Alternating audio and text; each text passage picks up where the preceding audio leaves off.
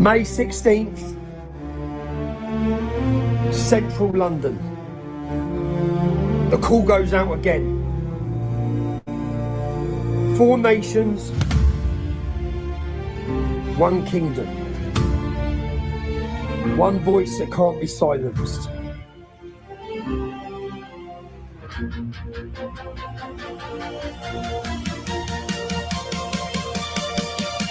From England's heart to Scotland's hills, from valleys wide to Ulster's will, the drums are sounding, the call is near, for every patriot to gather here. 4 nations, 1 kingdom, together we rise. Beneath 1 flag under British skies, we will not bend nor compromise. 4 nations united before your eyes. Our voices thunder, our banners fly. 4 nations, 1 kingdom till we die. England, Central, Scotland, Central, Wales, Free Fire, Ulster, this is our land, our truth, our song. Together we stand, together we belong.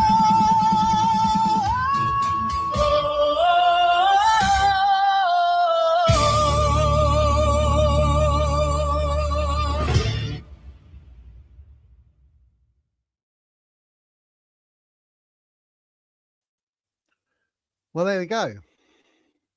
That is what you call an intro. How do you do? Buongiorno.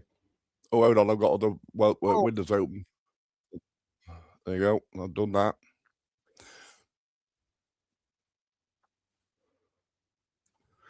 I've got one. Else. Hey, what? I've got one. I've just seen it today on Sky News Australia. It's only about a minute long. You want to put it on? It's very good. Is it a good one? Yeah.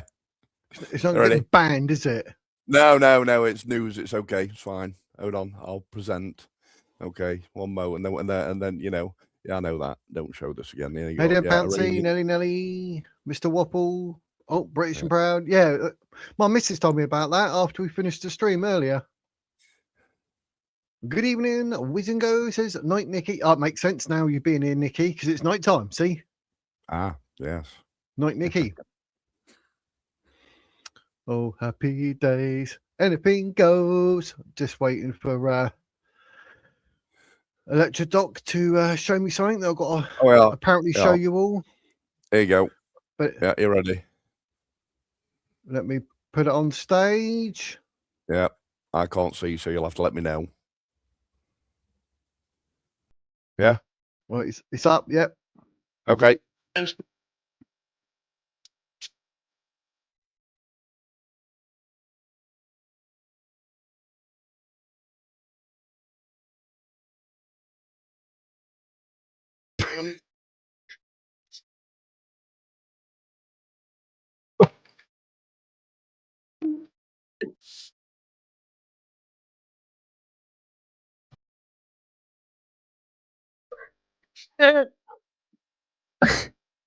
Your camera. Play that at nightclub.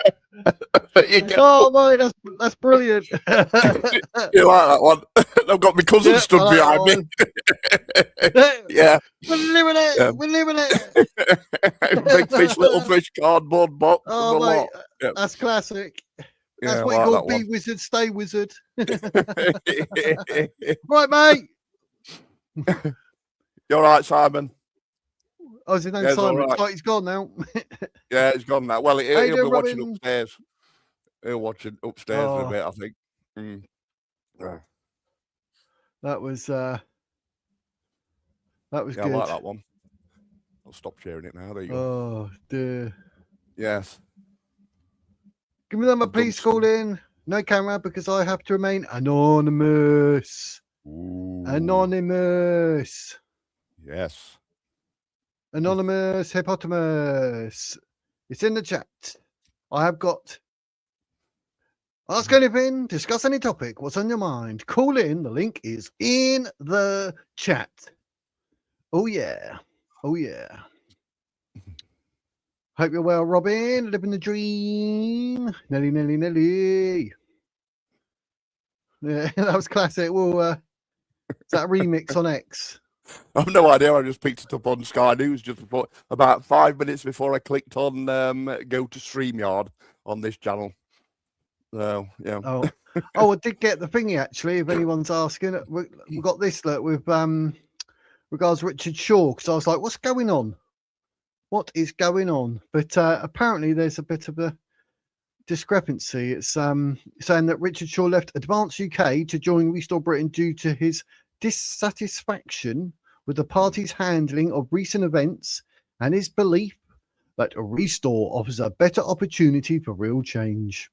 Shaw, who was a long-standing supporter of Restore Britain, felt that Advance UK did not adequately represent the voices of its members and lacked a strong leadership. He pressed pride in joining Restore, which he believes will better serve the interests of those who are disenfranchised by the current political landscape.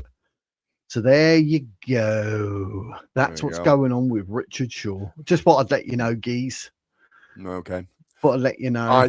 I think we should show some influence towards the college. Maybe Paul Thorpe might be WhatsApp him or something, and then say, "What about Nick Buckley as some kind of leader?" Yeah, right. We've got Nelly in the back end. I'm just making sure your camera's sorted there, like pointing up to the sky. Is that all right? Because I know you said you didn't want to come on, so I'm assuming that's Gushti. So Nelly, you're coming on stage now. Hello. Nelly. Hello. Hello. Can you hear me? It's a worm chasing. Yeah, we can hear you. Can we? Oh, great. Ah, yeah, I can hear you. Excellent. I'm so sorry that I have to remain anonymous. That's spooky. But if anybody wanted to sort of click on and see my channel, you would see that it says Nelly DV Survivor. DV? DV, Domestic Violence Survivor. Oh, right, of course, yeah. Come on, Rich. What's up with you? Yeah, I don't know. So I take it, is it for that reason why obviously you're going to remain anonymous? I have to, yes, I have to do that. Okay, no that's problem at all. fair enough. Yeah. Not a problem. Not a problem. But nevertheless, you know, I'm a human being. Good. That always helps. It really does, you know, the blood, my English blood. Yeah. Actually, you know, you were saying about your grandmother, Electra Dot. Yes. And living in the same area, and she was the oldest woman ever in the area. Yeah. I have a sister who has been doing our ancestry for a long time. Yeah. And she's managed to track us back to the 1500s. Really? Right. Cool. Yes. Wow. And now we're going into church records. Yeah. Yeah. Very good. And we're all from the same area, which is North and South Yorkshire, Derbyshire. Yeah. Well, you're near me then. Absolutely. That area. Yep. Our family crest. The only thing I can say on here is that our name is Wilson. Right. Which is a very, very, very English name. Isn't it just? Yeah. Yep. And yeah, so and we have just got English blood, Anglo-Saxon, I'm assuming, pumping through our veins. Absolutely, yeah. I mean, my surname is extremely rare in England. There's quite a few of us in Australia. It's actually quite a common name. In fact, there's Stansel, Stansall. I don't care. If you look up Anne Stansel, you know, on Google, then you should be able to find my great grandma, and I've got her nose, poor lass. It's Yeah, always and good to have a nose, isn't it? yeah, and then if you look up Stansell Street, it's in Hobart in Australia, which is Tasmania, and there's a signpost there, and I got told by the library over there when I got in touch with the library some years ago. I said, "What's that all about?" And it was something to do with a vicar who can be she only gave me a basic rundown. She said the vicar can be seen with the cricket team, and that's who they named the street after. So I'm actually looking towards getting a street name in my own county, of our surname, especially if we had that world record breaker who was the longest living person at some point in English history, which is quite nice. My dad That's always, It's wonderful. I mean, my dad always thought it was from Stony Ground, so he'd managed to research from Stony Ground is my surname. So there you go. Well, we've also found we have a crest. Oh yeah. Yes, the Wilson crest. The Wilson crest, very nice. Yeah, absolutely. It's great. It's not me. Yeah. But nevertheless, I am part of that. And, I'm really, really proud of what all my ancestors have done. Cool. And, because of all their efforts and everything, I'm more focused now that I'm at my end times. I'm in that part of my life where I'm going to depart. Yeah. That I actually, I don't want to leave a shithole mess for my. Absolutely. Same here, Ducky. Same here. Yeah. Yeah. I want to leave a decent legacy. By any which way I can. A decent legacy package, as I like to call it. Yeah. I mean, luckily I've had 3 children. One of them had the name changed by a lesbian. Anyway, that's a different story. But yeah, anyway, so and he had his name changed to something else rather than my name because she managed to do that by saying that I was an absent father when I wasn't. She just moved somewhere where I didn't know she was. So yeah, she did that. But I've had 2 sons that carry my surname as well, who were also local to Mansfield. So yeah. Well, I actually don't come very far from Mansfield myself. Yeah, well, you're Sutton lass. I actually Don't tell me. No. I can't do that. But the place that I come from was actually a hamlet. Oh right, yeah. And then it became a village. Right. This is, in terms of how many people live there. Yeah. Mm-hmm. So I come from a hamlet and I was born into a village, right, which is less than 2,000 people. It is, yeah. And these days it's surrounded by something that is called a township. Yeah. Which, for me, it breaks my bloody heart. Because as a child, I used to run through fields and things that are now inhabited by, I don't care what you call them, nobody voted or invited. Yes. HMOs. No, not HMOs. No, right. These are houses that cost like, even in that part of the world around our area, the north of England, they're like £250,000. Yeah.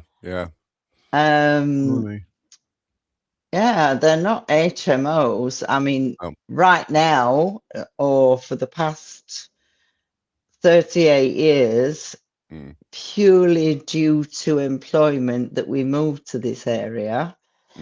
But I live in an area that is surrounded. I mean, I am a minority. it's not very nice.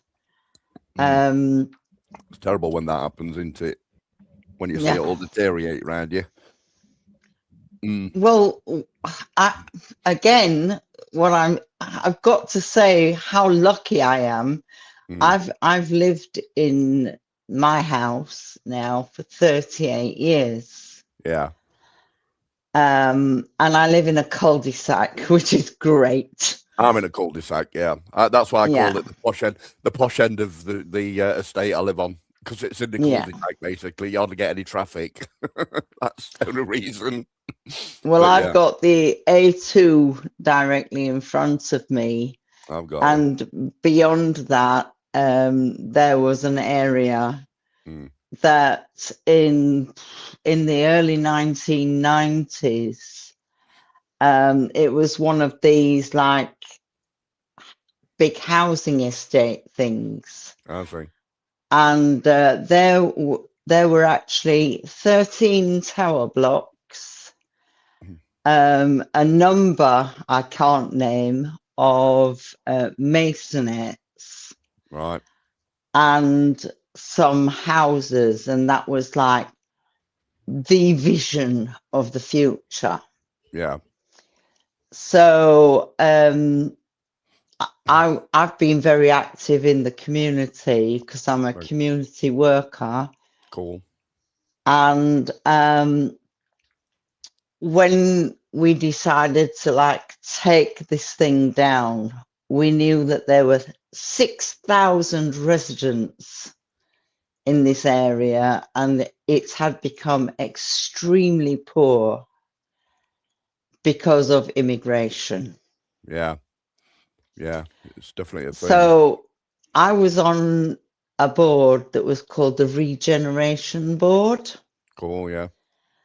And we decided that we were going to like drop these high-rise things, and Yeah. it was going to be all low-rise places for our children.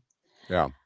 At that time, I am and was the mother of 4 young children, and looking forward to them being able to buy their own houses and create families in the area like we used to do. Absolutely. Up north. Indeed. Yeah. Yes. Yeah. So I was on this regeneration board for about a year and a half while we were going into the planning and everything else. And then all of a sudden, Get stopped. money was a problem. Of course, it would be. Yeah. So along came foreign investors. Great. Yeah. I think they were Chinese and Russian oligarchs. Right. And right now, that same area houses 60,000 people.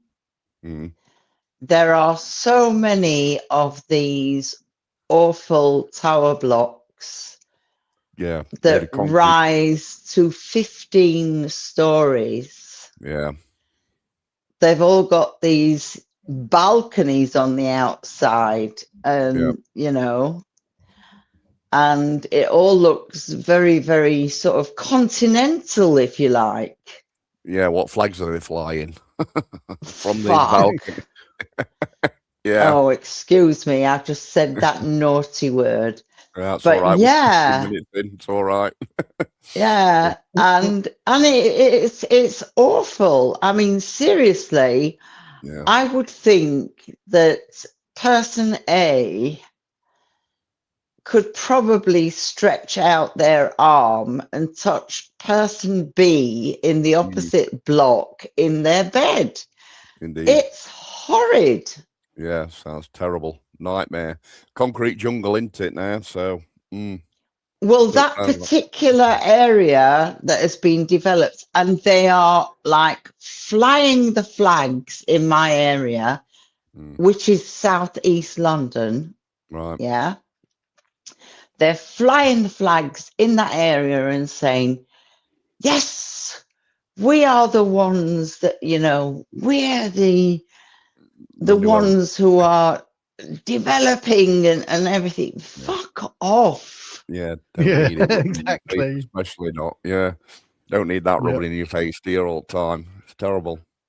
Yeah. No, because council tax rises and everything else rises, and we are paying for that is in front of us.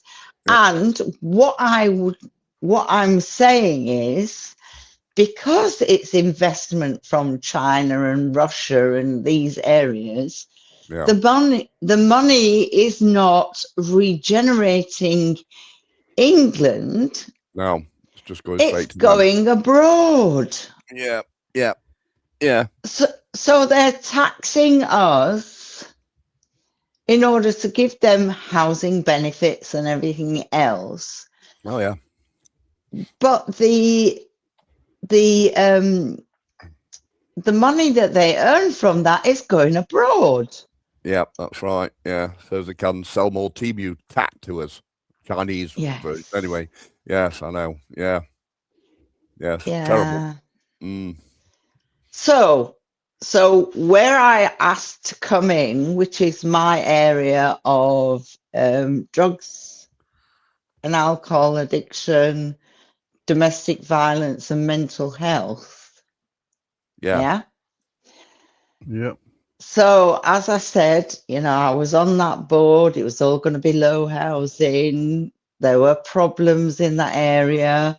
I had now become involved in looking for solutions for the problems with the drugs and the gangs. And now I'm going back to 1992. Yeah. So I was like, fuck this, we've got all these problems over there. And it was obviously they were coming into our area, nicking our cars, burglaring. Yeah. Generally all making those kind of. Yeah. Generally making the place more third world, if you like. More, more less nice to live in. Yeah. Well, they were they were like creating crimes upon us in order to fund their addiction. Absolutely. So I thought, right, let's look at the root of the problem. Mm-hmm. Let's sort the roots. Mm-hmm. So what did you find? Well, the root of the problem basically was unemployment, basically people were just fed up. They were just not happy. Yeah. They were not happy. And, I've got to say it was around that time that we had an awful lot of immigration. And people are people. Yeah. We're all children of God. Yeah. I'm a Christian. Yeah. Even Muslims are children of God. They don't know it. Mm-hmm.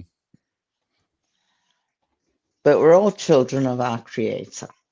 Yes, indeed. Yeah.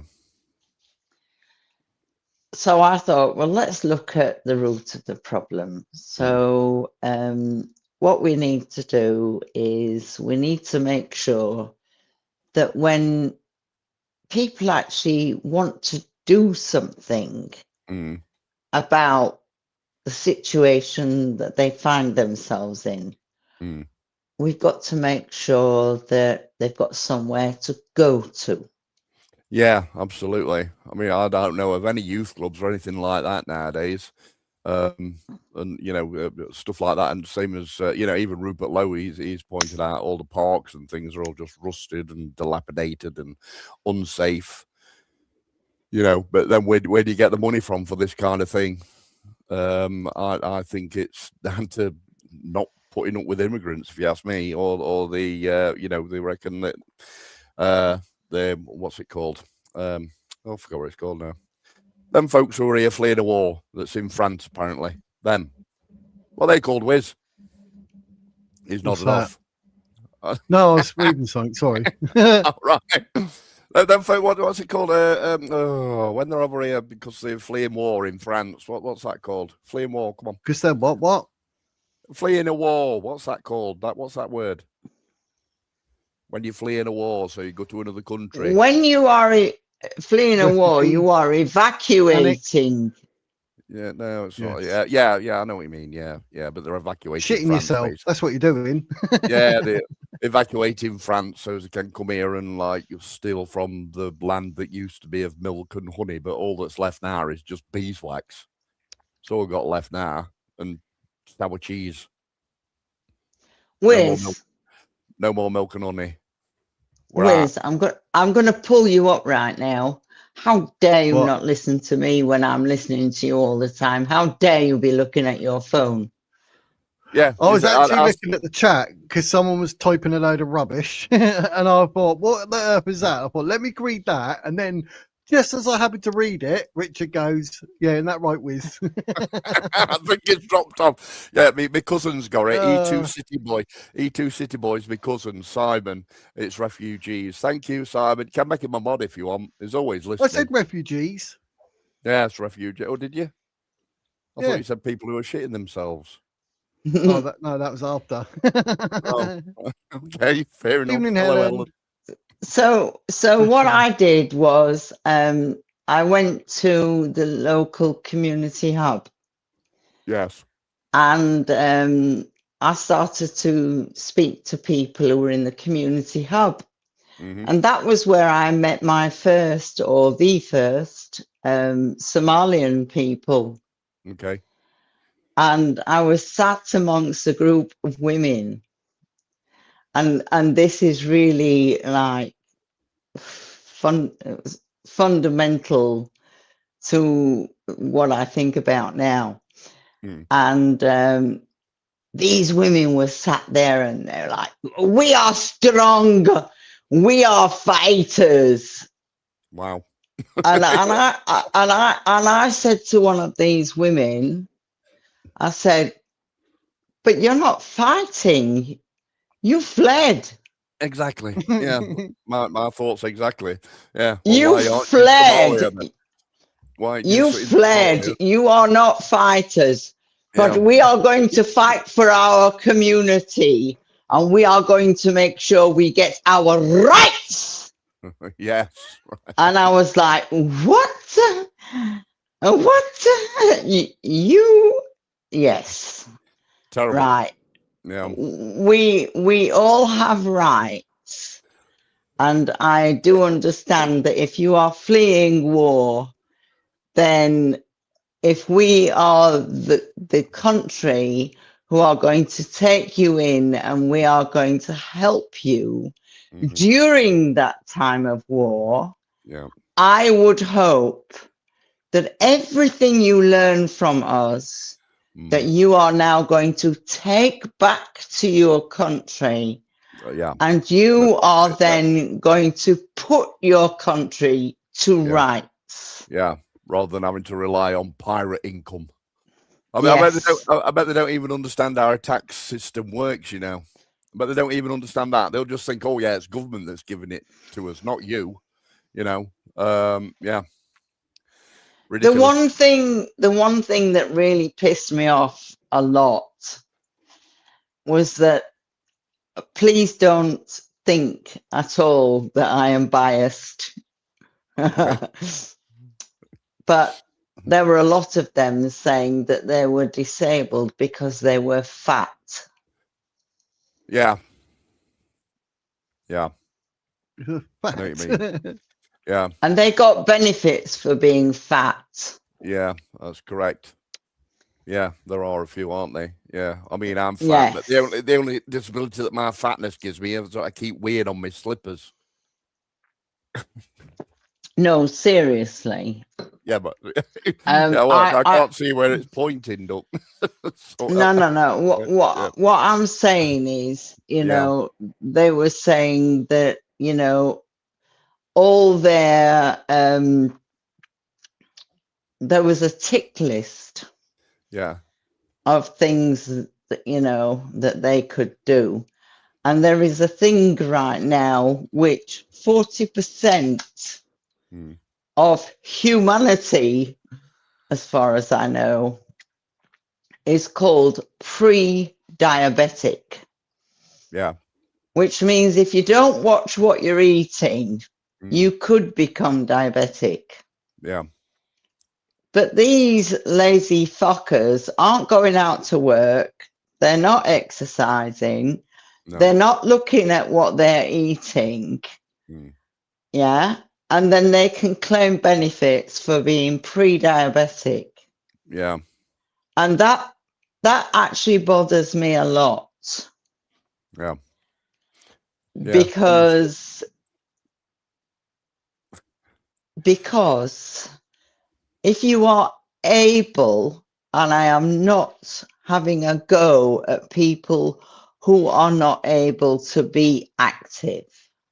Yeah. I'm certainly not having a go at anybody like that. No. But these people are getting benefits just for being a slob. I understand. Yeah. Yeah.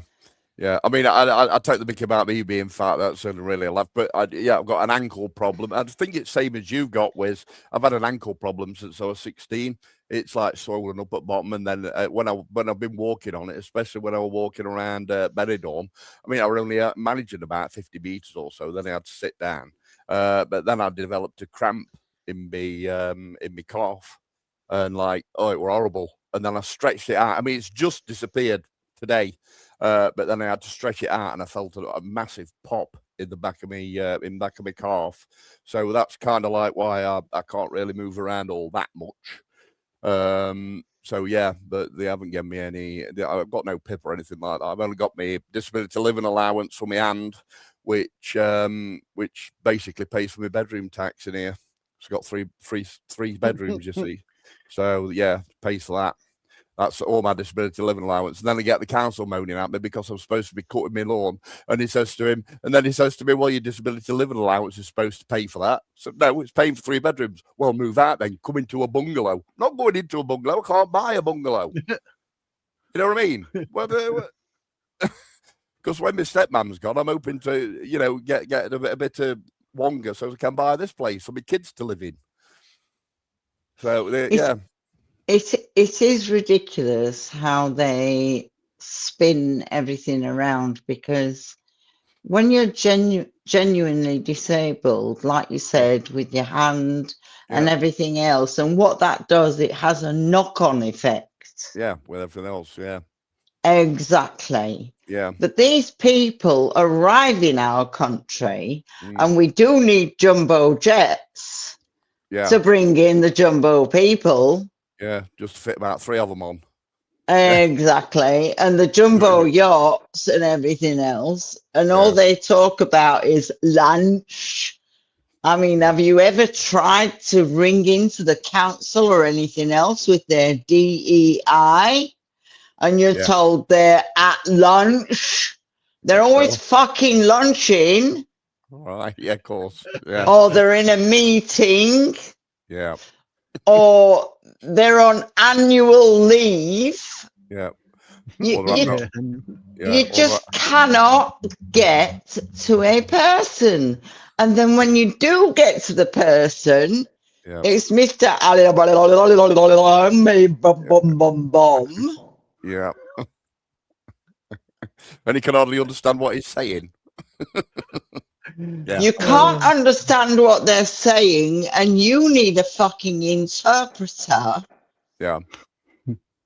To tell them what you actually want. It's disgusting. Yeah, stupid, isn't it? Yeah, bonkers. Yeah.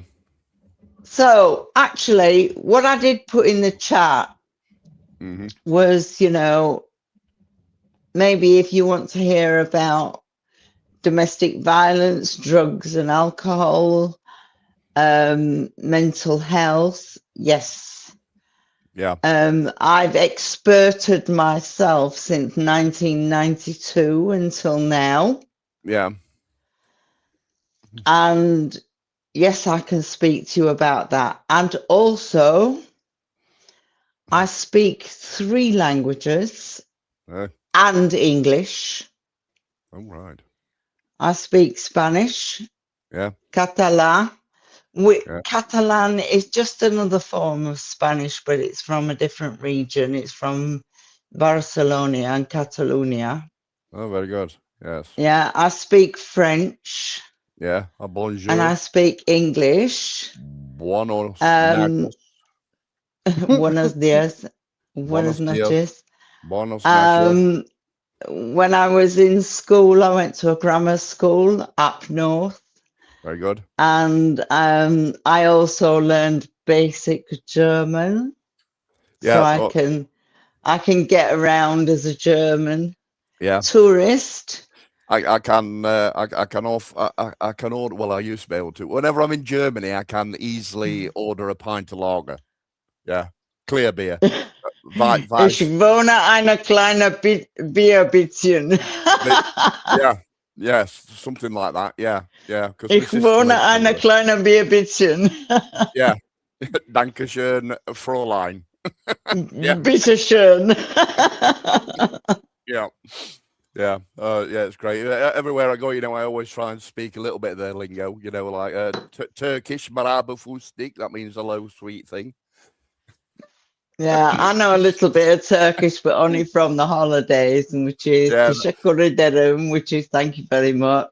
yeah. Well, yeah, you ought to learn that one. You get a bit of extra topping, like on your pizza. That's all right. Yeah. A decent And- topping, you know. Maraba fustik, hello, sweet thing, and that gives you a bit Yeah. of extra meat on your pizza. You know. You're telling me a lot about your experience in Turkey. I've learned all as many chat up lines as I can possibly get in every single country because I'm very, very single, you see. So, Well, I think that, you and Bonnie Blue are probably in a fight there. oh my God, Bonnie Blue. Yeah. Don't give her any more airtime than what she's already getting, please. No, please take over. Be a slag. Classic. Well, I can talk bullshit, so there you go. They are. Whoa!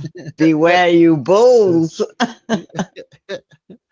Anyway, Oh, Bonnie that's Blue would be classic. Bonnie Blue would be very scared of my sooty maneuver. Let me tell you. I call it the sooty maneuver. Anyway, Do you know what? You in your end. Do you know what I found really, really funny? What's that? Was that what are they called? No, not the retards. Reform. Well, similar, yeah. Yeah, Reform was saying, we've got Bonnie Blue on our side, and I Yeah, was they like, did. oh, Well, yuck. absolutely. And Yeah, it's then like- Advance, which is my party, our Yeah. party. Yeah. Yeah, we got Tommy Robinson. He's not going around offering his bum hole to everybody, is he? Certainly isn't. Exactly. No. So I reckon No. Bonnie Blue's hooked up with Reform because then Reform will know what it's like to get fucked. There you go. Oh my gosh, yes. That'll work. Yeah. That was- Yeah. Well, so are you just a member then, Nelly, or are you thinking about colleging or what? Are you just a member at the moment? Well, I did ask, and you did actually respond to me a couple of times because I asked about the college. Yeah. And I wanted to know, what we needed to do to get into the college. Because as I said, I've been working in the community since 1992. Yeah. Yeah. And I think, I could probably give a damn good insight into what actually happens on ground level. Right. Very And good. I just wanted to know what qualifications you needed in order to, None. You've just got to try, I think you have to do like an online CV kind of thing. So what you do is explain all the things that you did in your community and how you got involved and things and any other relevant skills that you might have. And then that's it. They should give you the management, directorship within the college will then give you an interview, see whether or not you're able and decent enough to go into the college, and then they'll put you in the college, and then that's it. You get to work on different policies and things, whatever your particular skill is on that particular skill. Well, I'd love to be part of the forum because, you know, from my perspective, like ground level, I obviously know about drugs, alcohol, domestic violence. I know about immigration. Yeah. I know about all these things. And like I said, the political apathy that, you know, my neighbors, as I said, I live in a cul-de-sac. Yeah. And whenever it comes to like local or national elections and things like that, you know, I'm out there at 7 a.m. Well, not really, but, you know, probably about 9 a.m. Make sure I get my vote in. Cool. And, you know, I talk to my neighbors and they go, oh, no, I ain't going to fucking do fuck all because they'll fucking listen to us, do they? Well, and I'm like, oh, you wankers. Yeah, well, you see, that's where Advance is different. It's them who get to, you know, get to put their ideas forward to policies. You know, I think it's golden, the college. Is this the college that everyone's leaving? It's 2 people, mate. 2 people have left. One of them said that Paul Thorpe, I think he's left because he wants to try and unite the right. So there you go. But that still doesn't mean that Paul Thorpe hasn't got a direct communication link to the directorship of Advance UK, and we've got direct link to Paul Thorpe. So it's just the proof is in the pudding. You know what I mean? We've got a full communication route all the way up to the top. You know what I mean? Which is ideal. It's how a party should be structured, if you ask me, rather than a top down, bottom up. Much better. Yeah. Well, actually, this is the thing. You see, I mean, people might not really understand it being called a college. It's like a management. It's like a management committee. It's a think tank, really. It is. It's a think tank. It's a And, forum. Well, it's a forum where where the public it's a forum where the people can put forward they can put forward their ideas. It can be mashed up. We can talk about it and then we can put that forward to the people who lead this. You know, Advance is the only party that I've ever joined. And I've voted all my life since I was 18 years of age, when I was entitled to vote. I do not think at this moment that they should lower the voting age because stupid. I believe that we should allow children to be children. Yeah. And you are only a child until you've completed your 16th year until you're 17. Yeah. 17, 18. And I don't believe that you should be giving 16-year-olds the choice to vote because they've been indoctrinated in the schools right now by the political policies that are put into school. Yeah, they haven't even had a chance to live life and get a life experience. I even think 18 might be a bit young for some of them nowadays, especially with all the leftist propaganda that goes off in schools. You know, maybe even 21. I don't know. Yes, I agree on that. I do think that it should be 21. Well, anyway. Yes, because right now my youngest, he went to university and he was still very much, I don't want to like downgrade him or anything because he's very good at what he does now. But nevertheless, he was still a child. He still needed to be supported with parental support and everything else during his university years. Yeah, Who was that? Sorry. So I totally agree. Probably 21 should be the age Yeah. of the voting ability. Yeah. Yeah. You see, if I think that if it wasn't a corrupt government just after power, then it would probably be a 21-year-old vote. You know what I mean? Rather than what they're after now, which is the the same as you say, straight out of school, when they've been indoctrinated by schools, leftist schools and stuff. Yeah. So yeah. Right. I was going to say, right, Pouncy's back in now. So if I swap Nelly for Pouncy, if that's all right, Nelly. See you, Nelly. Lovely to talk to you, darling. Yes. Every Thursday we're doing this. So if you want to come up again, Nelly, please do. Because obviously, if we ever end up talking anything to do with what you've discussed with the drugs and all that, and what's it, the mental health, etc., then we know who to call. Because I know a bit about mental health. I live with it myself, but it'd be great to get you on with your expertise. So I appreciate you coming on. Yeah, it's been fantastic to actually hear your voice. Yeah, you look into the college, Ducky. You have a look at the college. You can find out on the advanceuk.org website and then see what it entails. And then let us know. Let us know how you get on. All right. Well, thank you very much. And thank you for allowing me. No problem. Thank you for allowing me to speak. Yeah. No worries, no worries. It's been very interesting. And I look forward to just very lively. I love it. Of course, I'm lively. I'm committed. Yeah. But also, it's not just about committed. I've lived the experience. I've lived, what matters. And life experience is more important than anything that you would learn out of a textbook. Absolutely correct. Yeah, exactly. It's more important. Definitely. Happy days.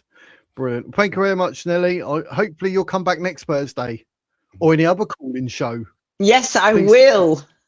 Yes, Brilliant. I will. Excellent. I look forward to it. Thank you very much. Thank you. Who we got now? Pouncy. It's Pouncy on screen. Pouncy? Oh, hello. I need to get your microphone's muted. Your microphone's muted. Can you hear me now? Hello? Yeah, yes. Yeah, I can hear you. Yeah, yeah. I can hear you now. How you doing, mate? All right. And whatnot. There's a bit of a lag on here for some reason. Okay. That's all right. It's all right. No, so sometimes it scares me when I've got no beard. Oh, you've got one as well. It's only me. He's blooming wizard, mate. He's got a blooming wizard. He never told us that. It's not as big as yours. It's like it's a fair size. No, as I say, I just like to say hi to everyone and stuff, and good being in the chats and stuff and whatnot. There's like Electrodoc, I think it was yesterday. You were saying about like doctors like signing you for disability. Yeah. I've had a lot of bad experience with GP surgeries, and a lot of other people have as well. Yeah. I reckon it should be the specialists that actually diagnose you. Of course it should. The people that are specialists in their own field and things, you know what I mean?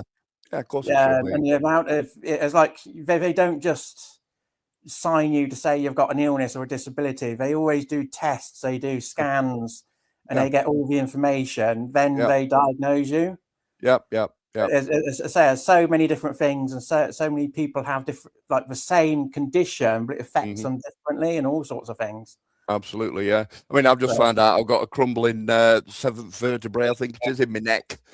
So that's interfering with my good arm. Yeah. So I have a problem now. You know, I mean, I'm all right. I'm not bad actually at the moment. But I've definitely got some compression on my 7th vertebrae. And my fingers are numb. Not to the point of being able to get, a cake tin out of the oven or anything like that. No superpower like that, but and it's been shown up on me CT scan or whatever it's called, that magnetic one. that yeah, I've got a problem with my my vertebrae there for some reason or another. But yeah, we don't really ought to be leaving it into the hands of some decision maker in the Social Security to make up these whatever they think's wrong with us. It's ridiculous, I've only just realised what you put there, supercalifragilisticexpialidocious. Did you have to like Google that and alphabet it? Yeah, alphabet it? And Oh, spell it? I can't spell half the time anyway. I got dyslexia and autism and ADHD. So sometimes when I talk or try and say something, it comes out wonky. Yeah. We know. We know. We've often picked up on that with you. Lovely laugh, if you like. You've got your own LGBTQ plus I in the world of disease going on, haven't you? You're inventing your own. Yeah, innit? You got dyslexia. Was it dyslexia? We have to work out all the letters on every single one of your 13 to see if we can make a word, and that's what spells supercalifragilisticexpialidocious. I don't think it's that bad. And then you spelled that one correctly. It looks like lists of stuff. It's crazy. You're younger than I thought. I thought you were. Do you know from the way you're talking? I thought you were probably about between 38 and 42. That's where I was thinking. Fine, I love you. You're good. Yeah, it's 27, mate. It's 27. He had a big paper hand. Yeah. 27. That's even better. He had a big paper hand. Yeah. No, I did actually do a milk round before I went to school. I used to go and deliver milk door to door. Oh, when it were a thing. He's milking it, mate. He's milking it. Yeah. but no, it was quite good. I ended up on started off working with milk when I was in school. Yeah. Done a few other jobs when I left school. Ended up on HGV truck driving. Cool. Then I ended up delivering big tankers full of milk. So I started on milk and ended up on milk. Wow. But yeah, I can't drink milk because it makes me bad. He went from a pint to like a million litres or something. Yeah, I used to sell milk. Yeah. How weird. Yeah, I used to sell it. I used to go around knocking doors. Oh, you sold it as well? Yeah, I used to knock doors going, do you want your milk delivered? Support your local milkman. Hey! No, I used to work for the dairy. So if there was an empty bottle at the door, you just replace it with a full one and that was it. Got you. Yeah, back in the old days when you had milk bottles, like. Yeah. Now, if the average tank's like 70,000 litres, and some of them go to 80,000 litres in the tank. Yeah, 80 tons. 80 tons, thanks to the metric measurement system. Yeah. The standard weight limit for the Arctic is 44 tons. Yeah. But because it's like, national necessity and a perishable product, there's loopholes in the law where you can go over, and you could also go over your hours as well, which was really annoying. But I never did that. They didn't like me doing that, but I didn't do it. But going back on to another subject, you were talking yesterday. I've got quite a few friends that have had full sex changes, and you'll not know at all unless they told you that they've changed their genders. Okay. Mm-hmm. And there's one lady, she's an old lady now, but about, I think it's like 10 years ago, something like that. But she got arrested and she had one of the police officers touch her inappropriately. Yeah. It was a whole big story and things and whatnot. But I always say, until you've had the complete sex change, you're trans and you're still the biologic person as what you are, if you know what I mean. Right. Yeah. Well, people who've had a full on thing and you can't tell the difference, and they've no need to kick up a fuss. No. I'm taking it that you're going to the conversation from last night. They've no need to kick up a fuss whenever they enter a woman's toilet or anything like that. If they look the part, then why are they even moaning about it? Because they won't moan about it because they're the ones that. Yeah, but they didn't do it for social media presence. They've done it because it was genuine, it's real, and none of it was all over the internet. They just kept it to themselves, done it like Blair White. If you saw her walking down the road, you would never in your life know that used to be a man. Never, because I watched her for 6 months until I found out, and I was like, really? So do you know what I mean? I've got nothing against the real transgender community. This other like, oh, call me ZZ and I don't fit in, I don't ever want a job, so let me so just crazy. I'm not interested in that. I think that's an insult to the real trans people. Yeah, well, usually if a person has had the full sex change, they don't even mention it, and a lot of them it upsets them to mention that they've had a sex change and things as well, because it's personal and it's because they are real transgender people. That's why. But some of I've seen men to women and women to men, and the surgeries that you have is quite amazing. Like you were saying, like for a man to a woman, you could have muscle reduction, which means that it reduces all your muscle mass. So you're not as strong as a woman, but you also look more like a woman because you haven't got big muscles or anything as well. Yeah. And do they do the estrogen instead of testosterone? Do you know? Sorry. What's that? Sorry. Do they have the estrogen instead of testosterone? Yeah. But for muscle reduction, it's actually like injections they put into the muscles, and it reduces muscle capacity, mass sort of thing. And you've also got like vocal surgery, which not a lot of people have, and there's also different things as well. It's it's interesting, but I don't want to change anything. No, I mean, as long as they're not, as long as they're not like, you know, damaging themselves, you know, due to what they're saying at school, and they're genuinely, you know, adults, and they're 18, 21, something like that. If they're adults, do whatever they want with the body. It costs a ridiculous amount of money as well. Absolutely ridiculous. Yeah. They got. I'll tell you what, I've got Ben Habib's racist slur ready to play as well. I thought we're gonna have to get into that because that's shocking. Yeah, well, if it's right, I mean, sorry. there are quite a few of these like audio clips, aren't there, that keep coming out and stuff. They don't seem to go anywhere, whether or not it's, you know, how do you prove something like that? Also, was it clipped? He's more wits than me. He's got a cat. I had a fussy cat. There's another pretty cat there as well. I don't know if you can see her. Ah, lovely. I like my black cats. They were lovely. Very fussy. Yeah. There's two pretty cats. Yeah.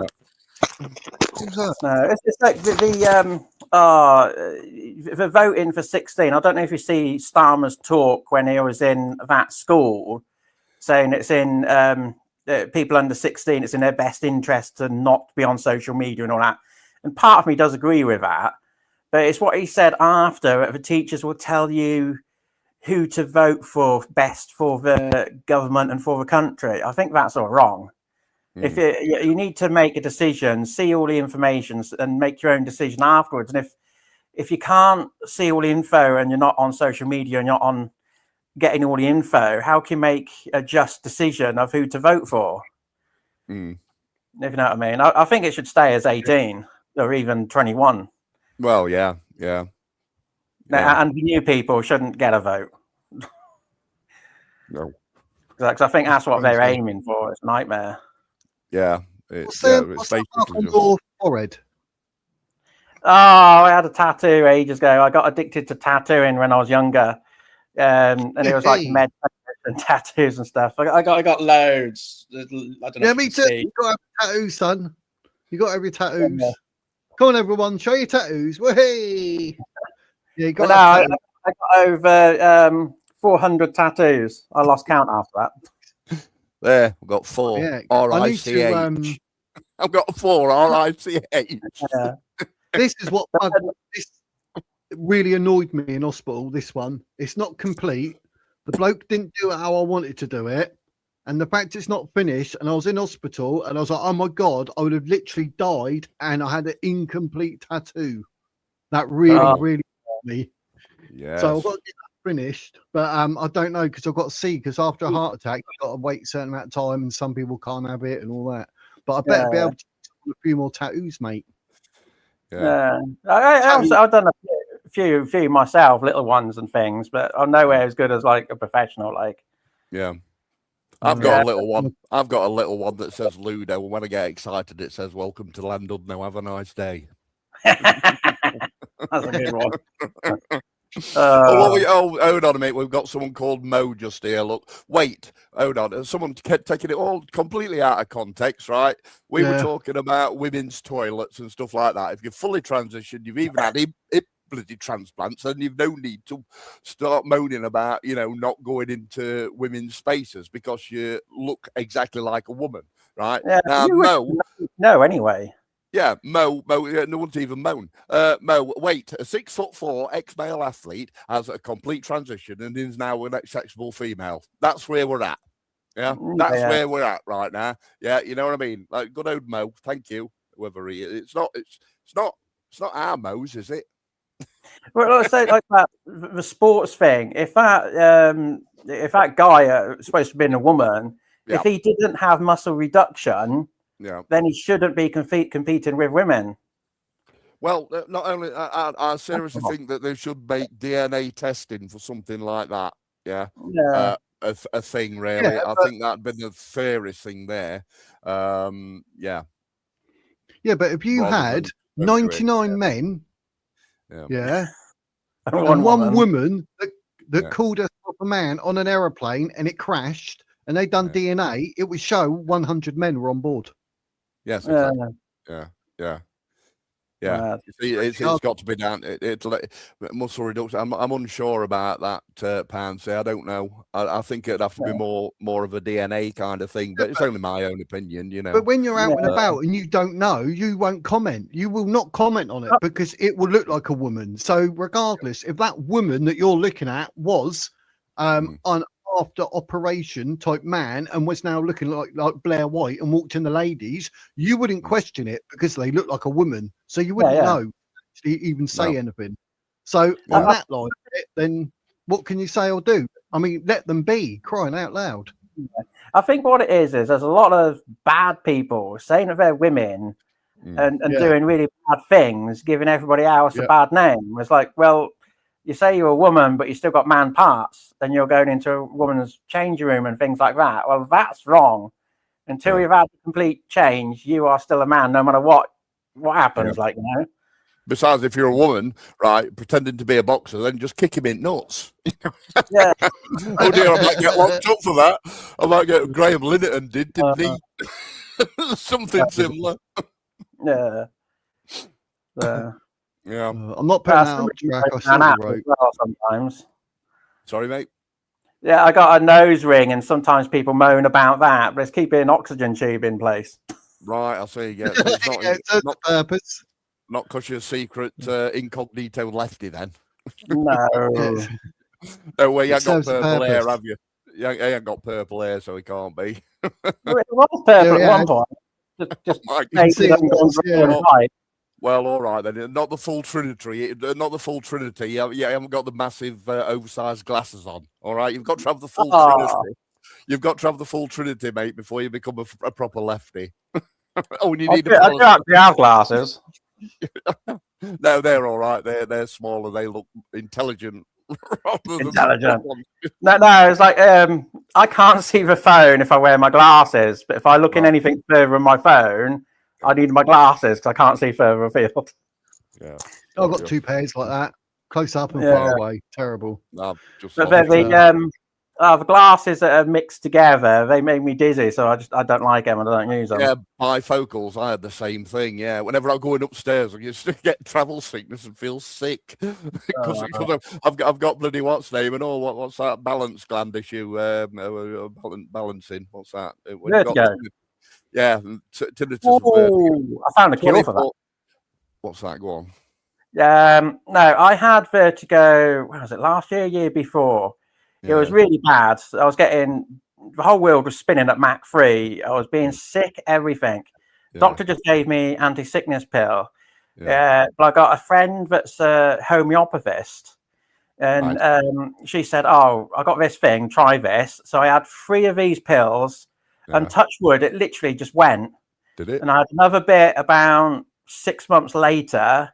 I said, I've got another little bit of it again. She gave me one more pill, and touch wood, from then it's gone completely. I've also had other friends that have had vertigo for years. And and I said, look, I had this and tried it, and it worked really well. And he actually had it as well, but it was diluted Bushmaster snake venom. So it was diluted 3 times. So you add the venom, put it in a bottle, shake it, take a drop from that into another bottle, shake it, take a drop from that into another one.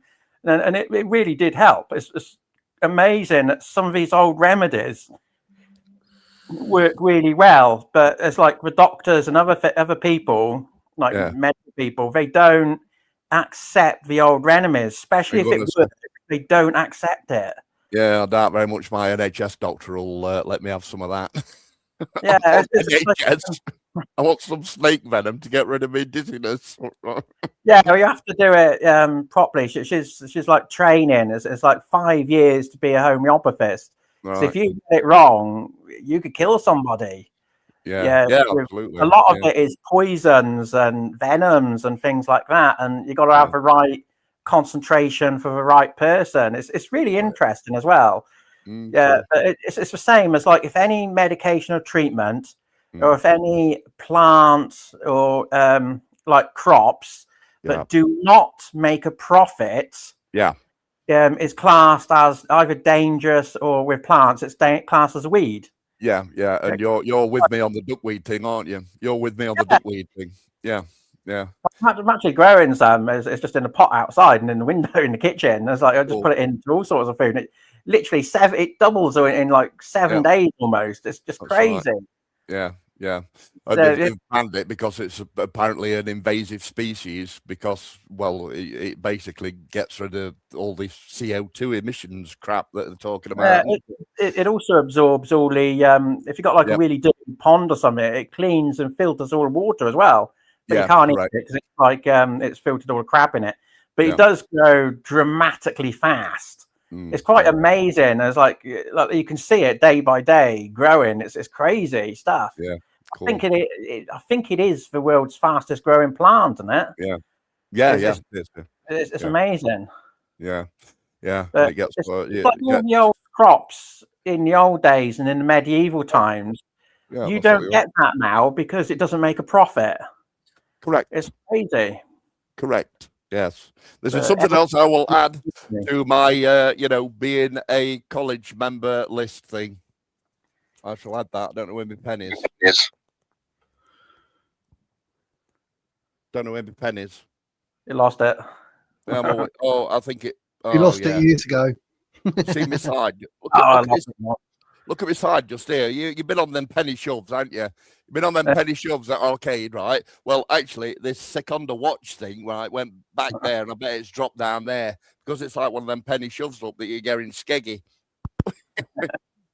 We've got all the jackpots just waiting to fall off. I'm half expecting my pop to one day drop into my PC that's underneath it. So if ever I go offline abruptly, it's because I've dropped my pop into my PC because I'm an idiot. That's not good. But no, as they're going on about the benefits thing, it's like at the minute I'm worried about limited capability for work again because they're saying I need another assessment, which from a third party. Yeah, it's like, well, I only just passed PIP again last year, so now I need another one again for universal credit. It's like I thought the government were going to combine the two together, so you only had one assessment, but no, we're doing two and all this sort of stuff. It's more stress, isn't it? It should just be down to your doctor, mate. It should just be down to your doctor.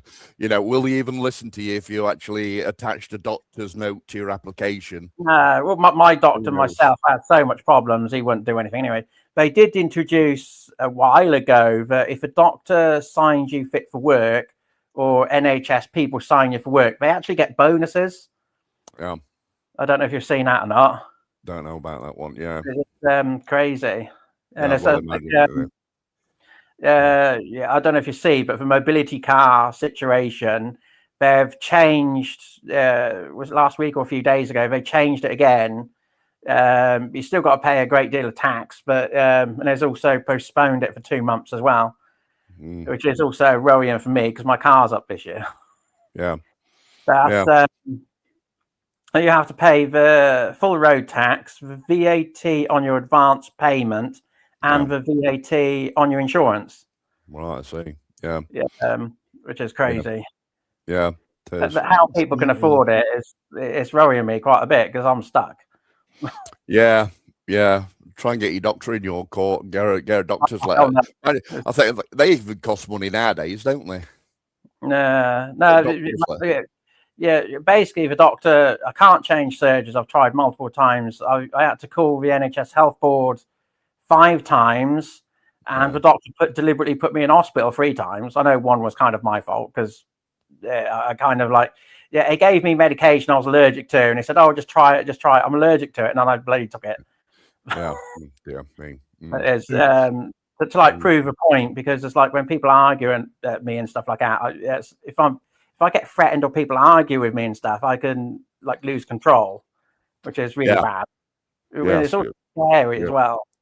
Yeah. It's like with universal credit. It's like it's like they generally always lie to you, and they can be quite aggressive. They can swear at you and all sorts. And people say, "Oh no, they never swear. They never like that." I said, "Yes, they do." Yeah. It's like, the best part of advice is like if you have any meetings like with doctors, hospitals are usually okay. But like doctors, hospitals, DWP, council, that lot is record it. Even for your own, and even if they don't agree, you can still record it. But there you've got to follow the law, which means you can't play it online, send anybody a copy of it, play it in public, and all that sort of stuff. I've got you. Yeah. A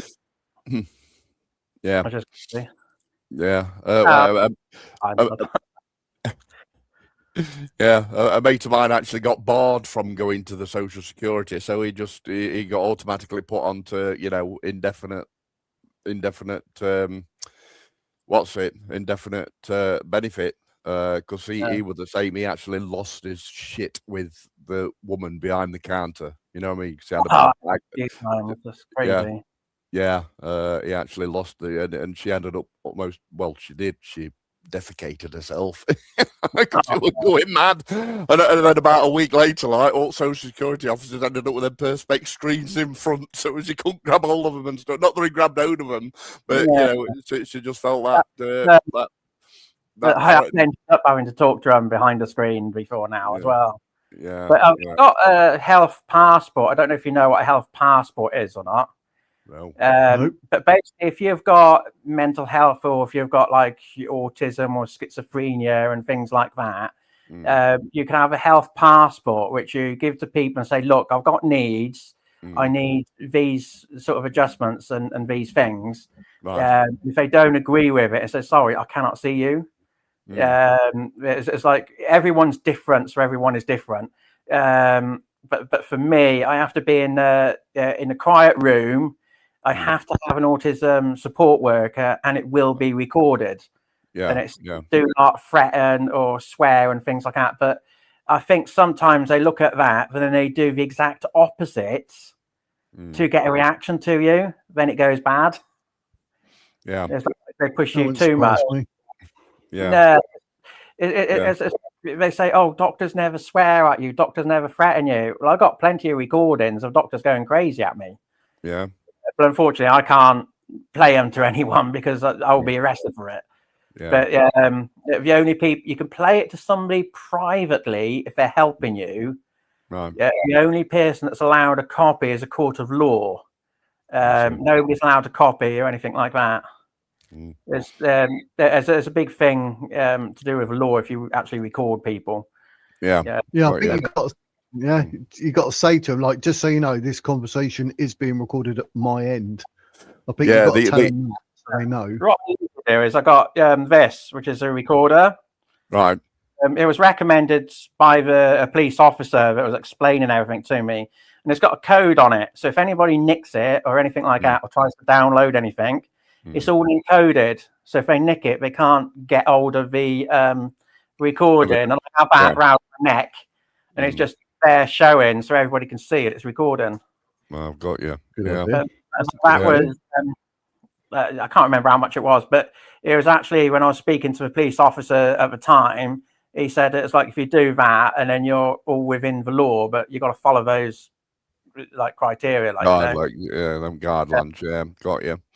Got you, mate. Well, it's nice to put it's nice to put a beard to your to your name anyway, a face to your name. Not as big as the Wizards, but No, not quite. No. It's getting there, mate. It's getting there. Yeah. It's a beard to be proud of because it is actually a beard. That's what matters. So many people tell me you've got a beard and it's a bit of bum fluff. That's now Electrodoc needs to grow one now. I can't. I've told you that before. I can't. You know, since last time you've seen me, before I went on my holiday, I've had one shave, mate. One shave. Look, no hair. I need a testosterone injection. Yeah, I want to tell them that I want to be a man. Then give me a testosterone injection. Mate, I can't really grow a pair of balls. They're massive. Crazy. Yeah. What you like? There you go. Well, my dad won't very hearing either. Yeah. There you go. That's crazy. Happy days. Yeah. Oh, happy days. That's good to say that all the time. It's like you don't get many happy days these days, to be honest. No, it's stuck in my head. Right. I say it all the time. My missus looks at me like that. Happy? I'm married to you. I ain't happy. All right, love. All right, calm down. Do you remember in the good old days when you had the news, there was a section of like good news at the end of the news? They were. That went years ago. Yeah. I feel good. Yeah, now that's done. Yeah. Crazy. Helen, what's up with you, Helen? Beard phobia? You beard phobic? Yeah, I really can't go near them. I'll take you out for a cup of tea, Helen. Have you ever seen what was it, Beard versus Food channel? It's crazy. Yes.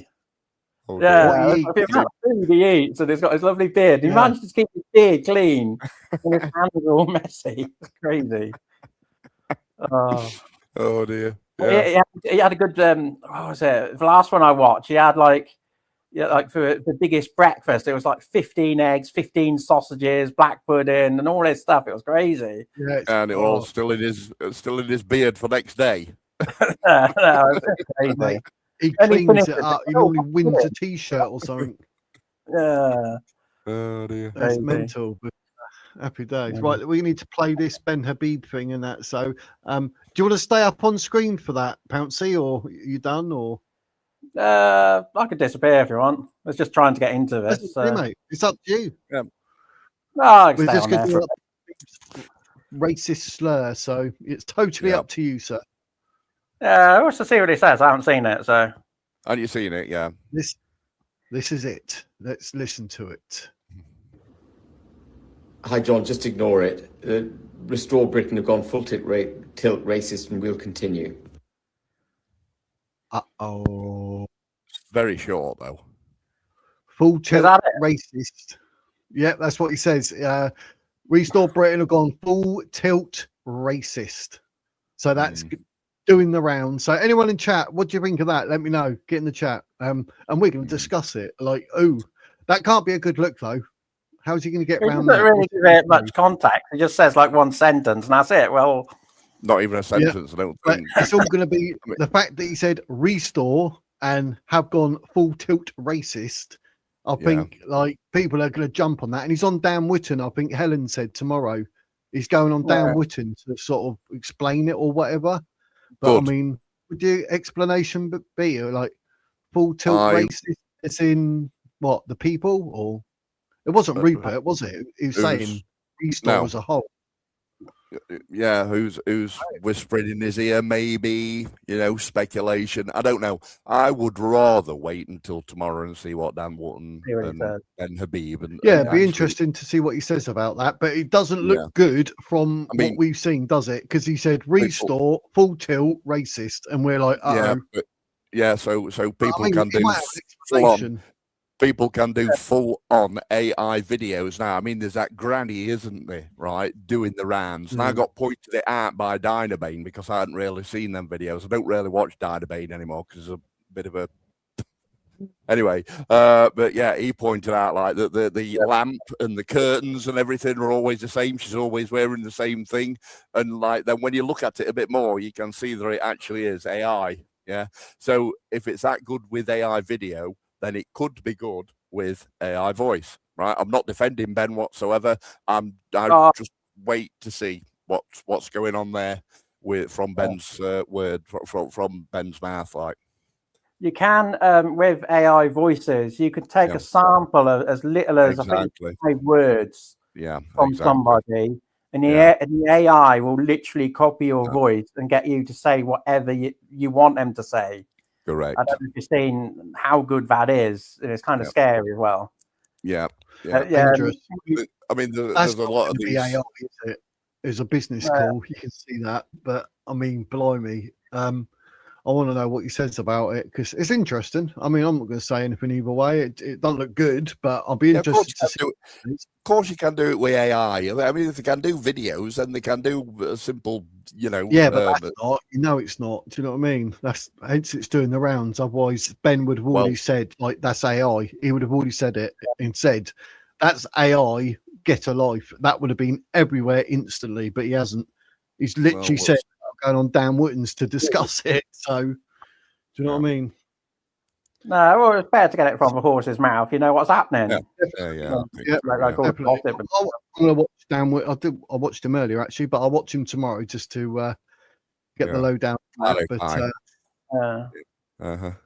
So that pulls back. It's not coming up.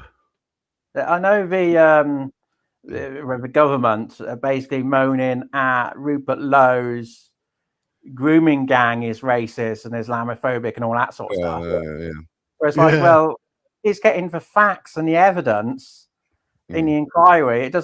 It's like, well, that's the facts, so you can't really go against it, but they're still moaning about it. Yeah. I think that was part of why Starmer walked out the other day as well. Chucked his toys out at pram. I don't know of any other MP that's ever walked out in Prime Minister's questions, but he's done it twice now. So I mean, it's not really a manly thing to do, is it? Storm out. Storm out. Storm out. Storm out. Storm out. Yeah, I'll see where you're going. Yeah. So well, same as I say, all right, then let's get a different leader in. Let's drop Ben Habib down into the college and then put maybe Nick Buckley up, same as I iterated on at the beginning of the stream, and then see whether or not they've got racist comments then. Yeah. If they even have. I see what Helen's saying though.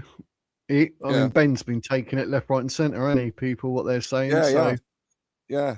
We still don't know why he hasn't accepted Advance UK. Is it because of Ben? If it is because of Ben, then we can have a word with Paul Thorpe and see whether or not, or whoever, and see whether or not we can appoint a different leader for the current climate, to the current political climate, and then let's see whether or not he takes us in.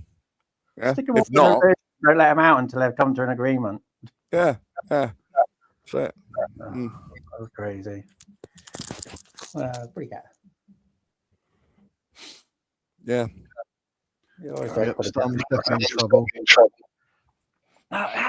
He keeps saying he's going to be in for 10 years. It's like, well, the only way he can be in is if he makes a war.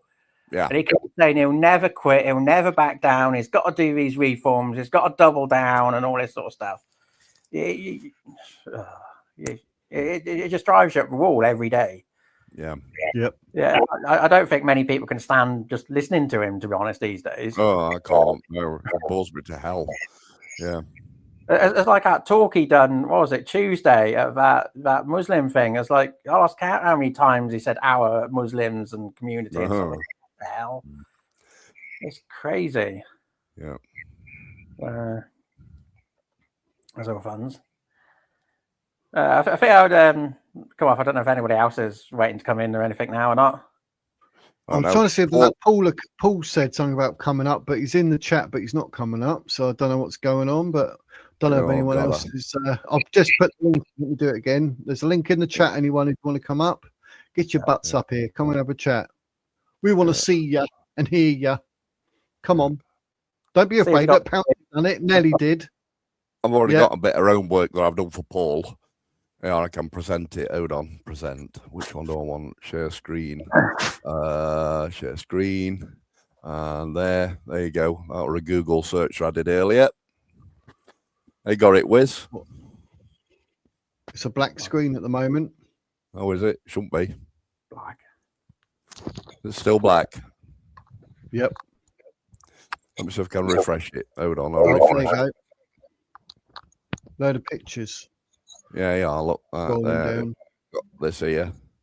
Yeah. What, ready to put it up, yeah? Yeah, I'll put it up, yeah. Yeah, so we've got all these, look, on right hand side. What's all that for bad people, I presume? 1, 2, 3, 4, 5, 6 different photos. That's not all of them, of course. This is just from one newspaper. You know, you can see that this. Can you see my mouse cursor, by the way? Yeah, I can see it. Yeah, so you can see that this one is different to this one just here. Yeah, so that's 1, 2, 3, 4, 5. That's 20, and then these many as well. Yeah, I don't think 12. any of the faces have repeated. Yeah, I think that one there is the same. No, it isn't. No, it's because he's not there, is he? Yeah, so there's another load there. Yeah, and these are all gangs in particular constituencies, of which, you know, people say, "What do you mean? It's all grooming gangs, all you know, whatever they want to call them, Asians, South Asians, I think they call them. You know, I mean, South Asian, that'd include somebody like Mo, wouldn't it? T-class as Asian. Yeah. So it's ridiculous. They're even trying to. They're even trying to gloss over the name of it, so as you don't, so as you don't think, wait a minute, this is Muslims. Yeah. Yep. Yeah, it's like the government keep going on at Rupert Lowe that is racist and Islamophobic because all it is picking on like the Muslims all the time, but he's getting the evidence that it's coming up that they're all Muslims. So it's like, well, if that's for facts, what you're arguing about, you know what I mean? Well, they're arguing because it's against the establishment. That's why they're arguing. That's why there's no. Got Chloe in the report back on it. end as well. Yeah, there's no Chloe! reports on it. There's no reports on it by mainstream media. You can tell who's against the mainstream media because they don't have them on the channel, such as Ben and Rupert, to be honest. You know, not many. Hey, stop we the got planet. Chloe. Look what Chloe's got in white under her name. What's that? Wizette. A Wizette? Is that That's your what we call missus? female wizards. Hi, everyone. How cool is that? I invented that word. And she's a wizette. Chloe is a wizard. How are you, Chloe? I'm okay. Can you hear me okay? Ooh. Just about. Sound like you're about 48 miles away. Maybe I 49. know. I'm only across the harbour. I know, literally. That's crazy. You're So quite you know quiet Richard. as well, though. So you actually know Richard.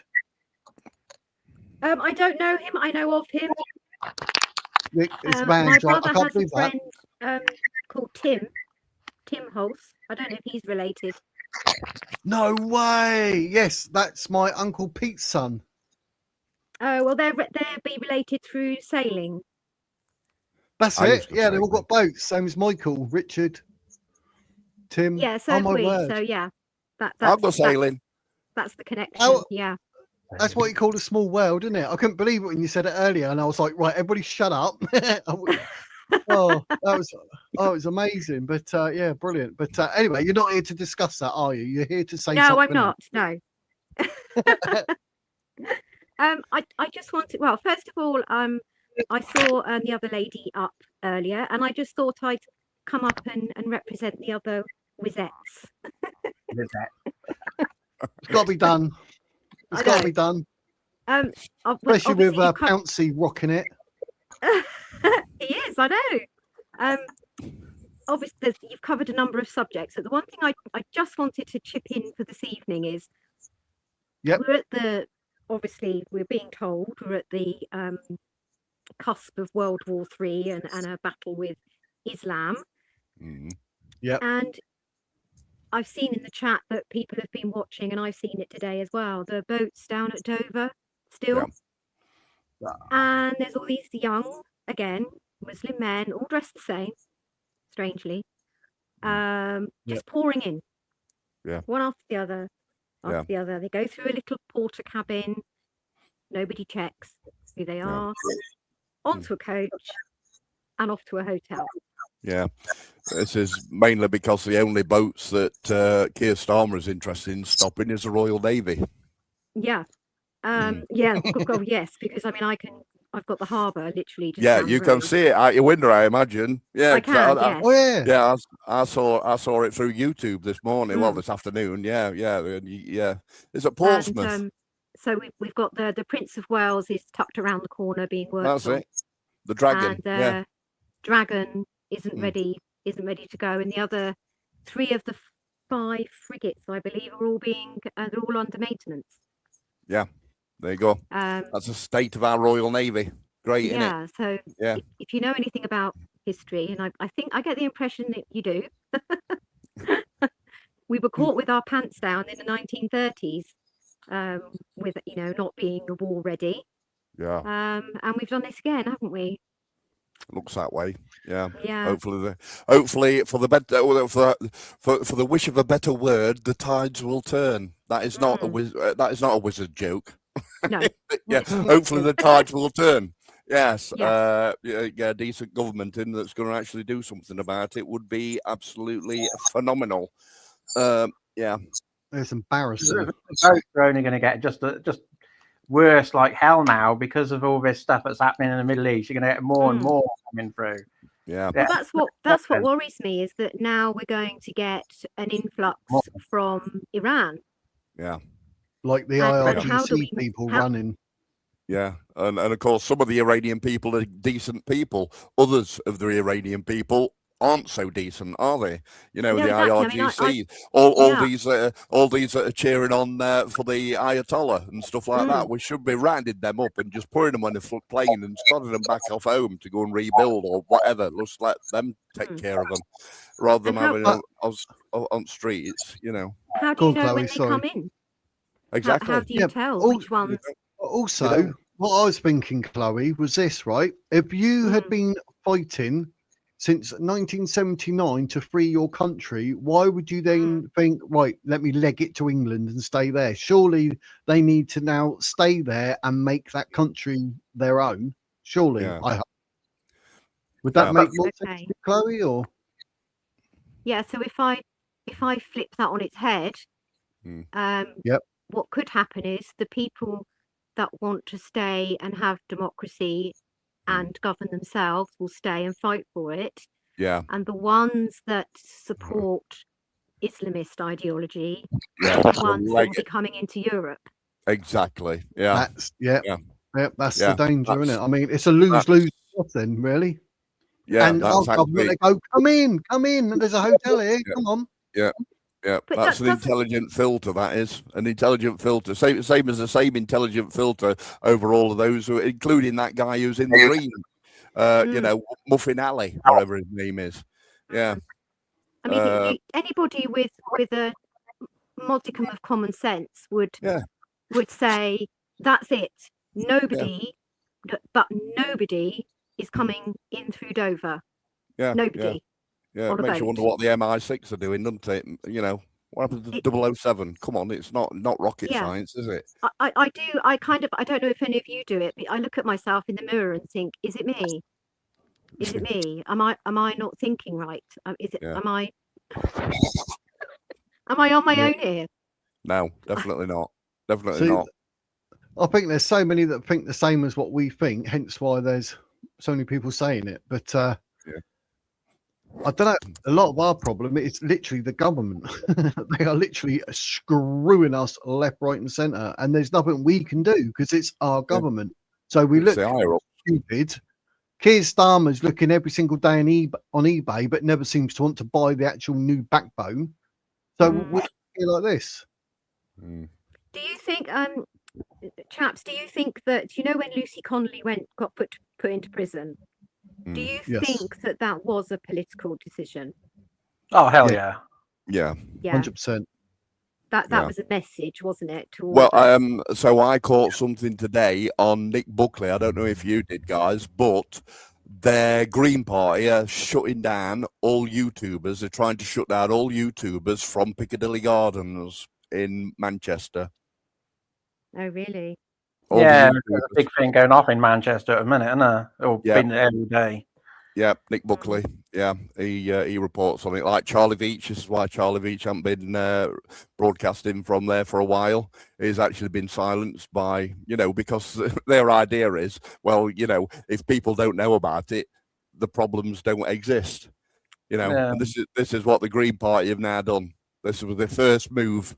You know what I mean? It's ridiculous. But there was a while ago, I don't know if you see it, in the Parliament debates, they had a social media journalism debate, and they wanted to ban all social media journalism and YouTubers like The Wiz and things like that from being able to do like what you're doing in the UK. There is one which is planned. It's either June or July this year to actually proposed to turn the internet into an intranet system for the UK, which is like North Korea, which only the stuff you see online goes through the government. Now, they're not advertising it or telling many people they're doing this debate. It's June or July this year. I can't remember when it was, but it's like, if everything's controlled, the entire internet's controlled by the government, nobody will know what's happening, and it's just crazy. Yeah, luckily we're not that kind of society as yet. We will not stand for it, just like we didn't. No, not yet. No. All depends on how many we're letting over the shores, and then they vote for Greens as well, and then get them into Parliament. Then I'm off. If Green get into as an MP, him, Jack Polanski as Prime Minister. That's it. I'm going. I'm off. Oh, you mean Dave? Dave. Let's call him Dave, shall we? Because that's his real name. Oh yeah, it is Dave, isn't it? Yeah, Dave Paulden. Paulden, yeah. I'm going over to my sister's house in Germany. She don't know it yet, but I'll just turn up on doorstep. I hope leave. Could you be a refugee? Could you claim refugee status? I bet I could. Yeah. Or America. No, Germans aren't as soft as us. Nobody's soft as the UK. That's why everybody wants to come to get everything free for life. Get everything they ever want. Golden country. We've got the perfect border. We have a bloody great ocean. Remember. Remember, the King and Starmer says there's no such thing as borders. Oh yes, I know. Well, King's been captured anyway, hasn't he? So he has. Go on. There was a group that were going over to France, stopping the boats. They actually put into law that it's illegal to stop the immigrants coming into the country. Yeah, unbelievable. Yeah, illegal to stop crime happening. It's illegal to stop them coming in by boats, or interfering with them coming to the UK is illegal in this country now. So if you just by crossing the channel, they're committing a crime. They're criminals the minute they land. Yeah. And the French are even more of a criminal. The French are even more of a criminals because we paid them £500,000 or 500,000 for to keep them over there. I'm sorry, but you're all wrong. Criminals are Lucy Connolly and Peter Lynch. Oh yeah, of course. Criminals. Crazy. So you got to think about what you're saying before you say it. Do you know what I mean? Come on now. No, you're right. I mean, we can't obviously condone what she said. However, she deleted it. It was only up for a short while. She took it down. Exactly. It was written in the heat of the moment. We've all done it. Yeah. And the punishment just didn't fit the crime. And she got longer than that bloke who got no time at all. Him who did that. Who's that? In the meantime, we're letting paedophiles walk free. You just crazy. And Peter Lynch died. Peter Lynch died. Yeah. That man died for having a sign up and getting arrested. I mean, it's ridiculous. I mean, is any more of that going on that we don't actually know about, and they've managed to keep out of the press? I mean, how many people are getting arrested for ridiculous things? Yeah, but don't worry about big immigrants. Yeah, bound to be. There's going to be so much that you don't know that happens every day. It's crazy. I mean, social media does mean that they can't hide anymore. But if they start to, like you've just said, if they start to suppress that, monitor it and censor it, then we're in deep clue, aren't we? If they then we're not going to know anything. We'll just have to No. rely on the BBC and pay our BBC license for our indoctrination courses. Yeah. Yeah. It's like the Great Wizard stuff. of Oz, you know, when he pulls the curtains back and Yeah. you see that it's just a little man with a machine. No, that's Yeah. what's happened, and they don't like it, do they? They don't like it up Yeah, them. even As they I- said on, was it Dad's Army? They don't like it up them. Right, Yeah. that were a man's name, wasn't it? Yeah, Upham, yeah. My Wizards Words account got suspended. I had a proper this is how you literally do not learn your lesson, right? I had the Wizards Words obviously set up on X, and I had a Muslim like attacking Christianity. So I put up a what do you call it, like a screenshot of Sahih al-Bukhari 5134 that says Aisha narrated that the Prophet Muhammad married me when I was 6 and consummated the marriage with me when I was 9. So I put that up and said, right, Prophet's a paedophile. They reported the hell out of that and got it banned. That was the account banned. So I've done another account called The Wizard's Words, but with a Z at the end. I put up the same thing, but saying in retaliation to them saying that our God apparently is a PDF because of Mary.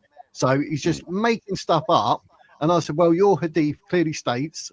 And I said, look, I'll post this up so you can see that I'm not making it up. And then I got banned again. So now I've got the Wiz YouTube as my X account. They're like, you make any more accounts, they will be banned. But I thought, no, I've got a spare email address. But they are literally protecting Islam. You're literally stating their religious satanic text from their head.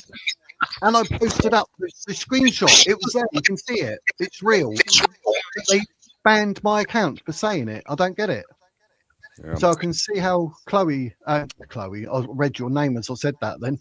And so Lucy Connolly and Peter Lynch felt, but like, what have I done? Really? It makes no sense. We're being silent. Is when it was X, not when it was Twitter. When it was X, that wasn't it? Apparently. Yeah, I got X. Yeah. Boom, done. Yeah. And it wasn't a kiss. I'm prolific on X, but I'm careful now about. Am I following you?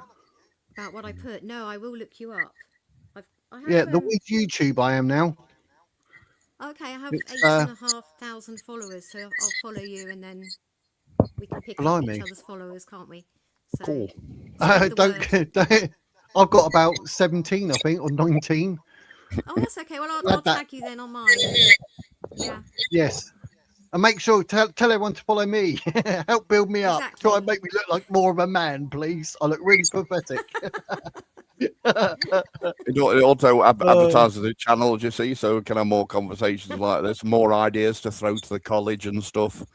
Every little helps. More the merrier. Drew, I literally mentioned Peter Lynch, but I know what you're saying because people do mention Lucy Connolly a lot more than Peter Lynch. Yeah. And he did lose his life in prison, which is really, really sad. I mean, I did pray for the man. You got to. It was so wrong. I mean, to have his life taken like that because of that situation, I think it's absolutely disgraceful. There's no excuse. The government should be held accountable, but then they should be for Lucy as well. But Peter's a lot worse because he lost his life. I mean, what can I say? I mean, it's awful. Oh, absolutely awful. And I don't think we ever got to the bottom of that either with his parents, where his parents came from and how they got here, and because they've just disappeared, haven't they? His parents, I'm not going to say his name, the perpetrator's parents, they've just disappeared. Do you think they're being protected or something? Allegedly? Probably, allegedly, I would say. It wouldn't surprise me. Yeah. Put it that way. Yeah. It all went very quiet, didn't it, afterwards? Yeah. Yep. Which is a bit strange. But then that's going to make people like you and I speculate about that because it's not right. Or it doesn't look right. And then they moan at us for speculating. You're like, but you're being very, very deceitful. Yes. So, we're not going to tell you anything, but don't speculate. Yeah. That's going to work. How did that work with that Ruba Bacana in Southport with the girls? Do you know what I mean? Oh, it's not a terrorist terrorist attack or anything. Oh, by the way, it's a terrorist attack. Yeah. Do you know what I mean? So everybody in the local area knew who it was. It came out within an hour. His school friends were reporting him on social media, saying this is who it was. Yeah. Not only that, we're under what's it called? Protect. What's that movement called? Prevent. Prevent. That's it. Yeah, we're under that as well. They had been 3 or 4 times. Yeah, useless. Didn't work very well, did it? Rubbish. Yeah. Yeah. But we could be put in that course for criticising these Palestinian protests that happened at the weekend in London. That's it. Yeah. You see, Churchill was young Bob. Sorry, mate, I was talking over you. Say that again. Sorry. You see, Churchill's statue is like Free Palestine on it and all that sort of stuff. Yeah, that's horrendous. Churchill, yeah. Yeah. It's absolutely awful. It's like you're not allowed to be proud of anything, and we're going to find the slightest thing and throw it in your face. You're like, but this is Britain, so just shut up. Yeah. It is what it is. I mean, no one's saying our history is perfect, but our history is our history, and we are where we are, and we've bettered a lot of it because of what we've learned. Yeah. Oh no, it's not good enough. Well, kiss my bum is my answer in a nice context. It winds me up. Like, how dare you be white? How dare you be British? How dare you have how dare you have history? How dare you? That's what? It. Yeah. It's like the whole empire thing, isn't it? We have to constantly beat ourselves over the head about our empire, and yet Portugal, Spain, France, Germany, the Netherlands, they all had colonies as well, but they seem to get forgotten, don't they? Yeah. All because I think our leaders have just got suicidal empathy, haven't they? They have. Our leaders at the moment, or they've been taught to have suicidal empathy, from the lefties in the colleges and the universities, all funded by Qatar and stuff like that. Yeah. They're scared. That's what it is. Sorry? They're all scared. That's what it is. Yeah. What do you think they're scared of? Well, they've been made to be scared. They're all ladies, aren't they, really? You know what I mean? They've all been taught not to have a backbone, if you like, by education system. If you ask me, they're obviously scared of comebacks from the Muslim place that we've got. There's a lot of stuff they're teaching in schools they shouldn't be doing. This and that, crazy. But I wonder, I wonder if the schools actually teach that the first ever recorded slave owner was black. Yeah. Yeah, probably not. The teachers that have been arrested for saying it's a Christian country. Yeah, well, they weren't. Oh, we've got Bobby in the back. Are you ready to come up, Bobby? I can't see you. All I see is a black screen. Black screen. Oh, he's waving. Yeah, he's ready to come up. Right, Bobby's coming up, ladies and gentlemen. There he is. Hello, fellas. How are you, sir? You good? I hope everyone's well. I've been trying to come on earlier. I was eating, and then.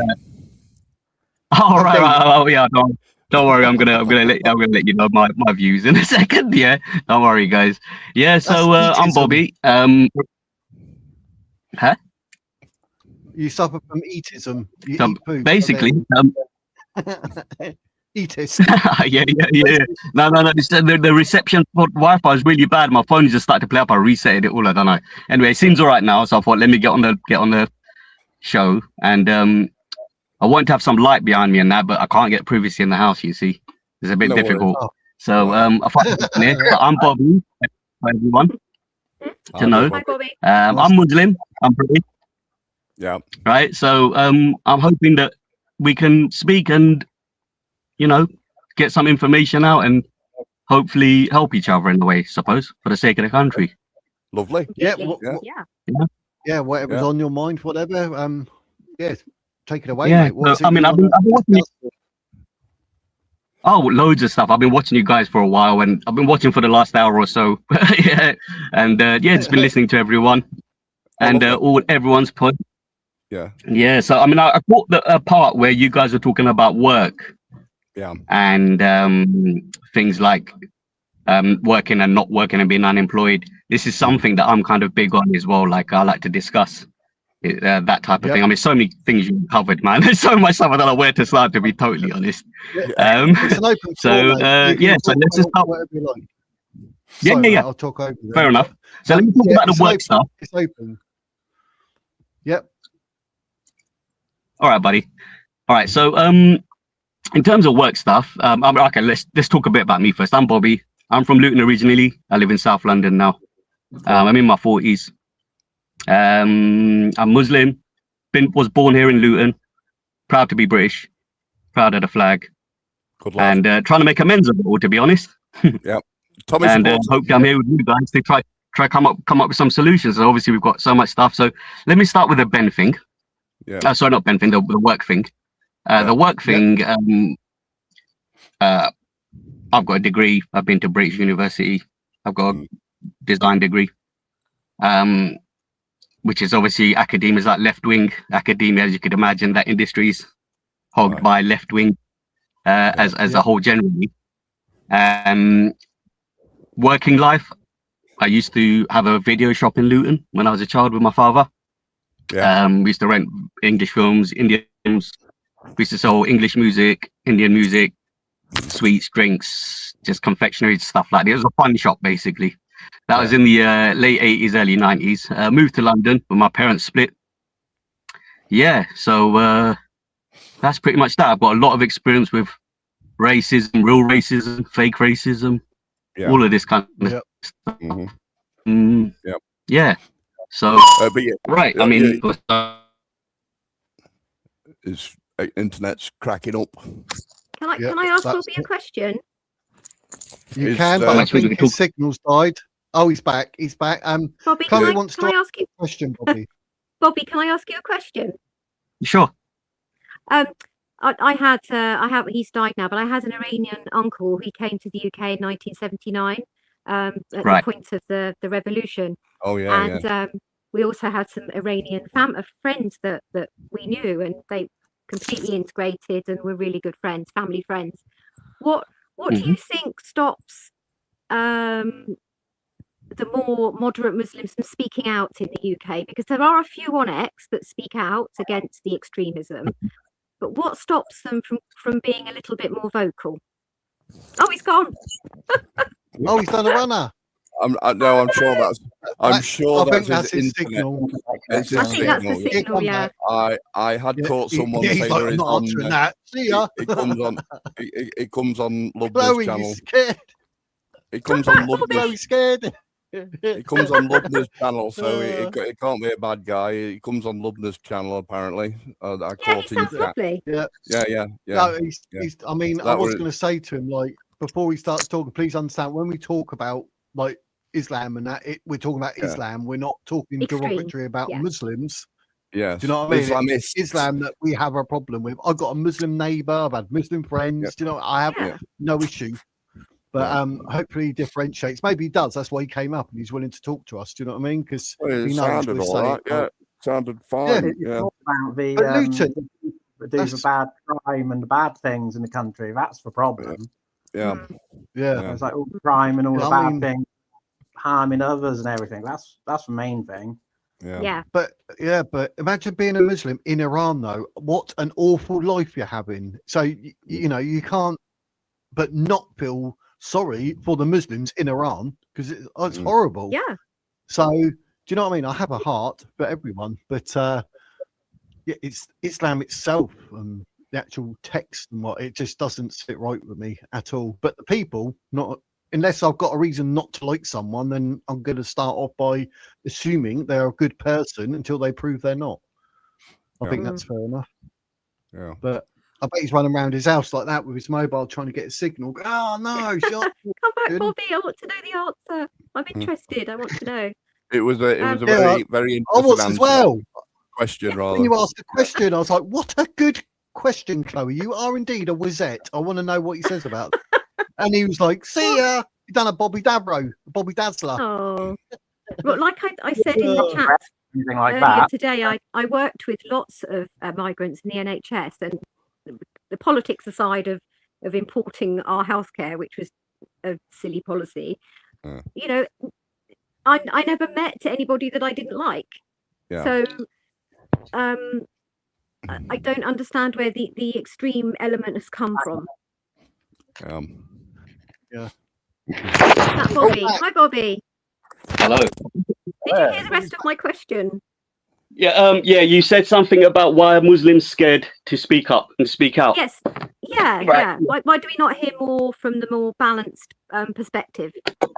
There's probably a couple of things in regards to this, right? Well, if you carry on talking, I'm just going to blank my camera out. I'm going to go and make a copy. Okay, 2 secs. No problem. Yeah, I'll just run upstairs with mine as well. Right. Okay. First things first. I think it's nerves on the smaller end of things, on a smaller scale of things, like nerves, being able to come online or talk to people about these kind of subjects. Yeah. You see with you guys, right? You're kind of good at conversing, you know, as Englishmen. You like to sit in pubs and talk. You like to smoke and talk. Asians aren't necessarily, Asians aren't necessarily great at doing that, if that makes sense.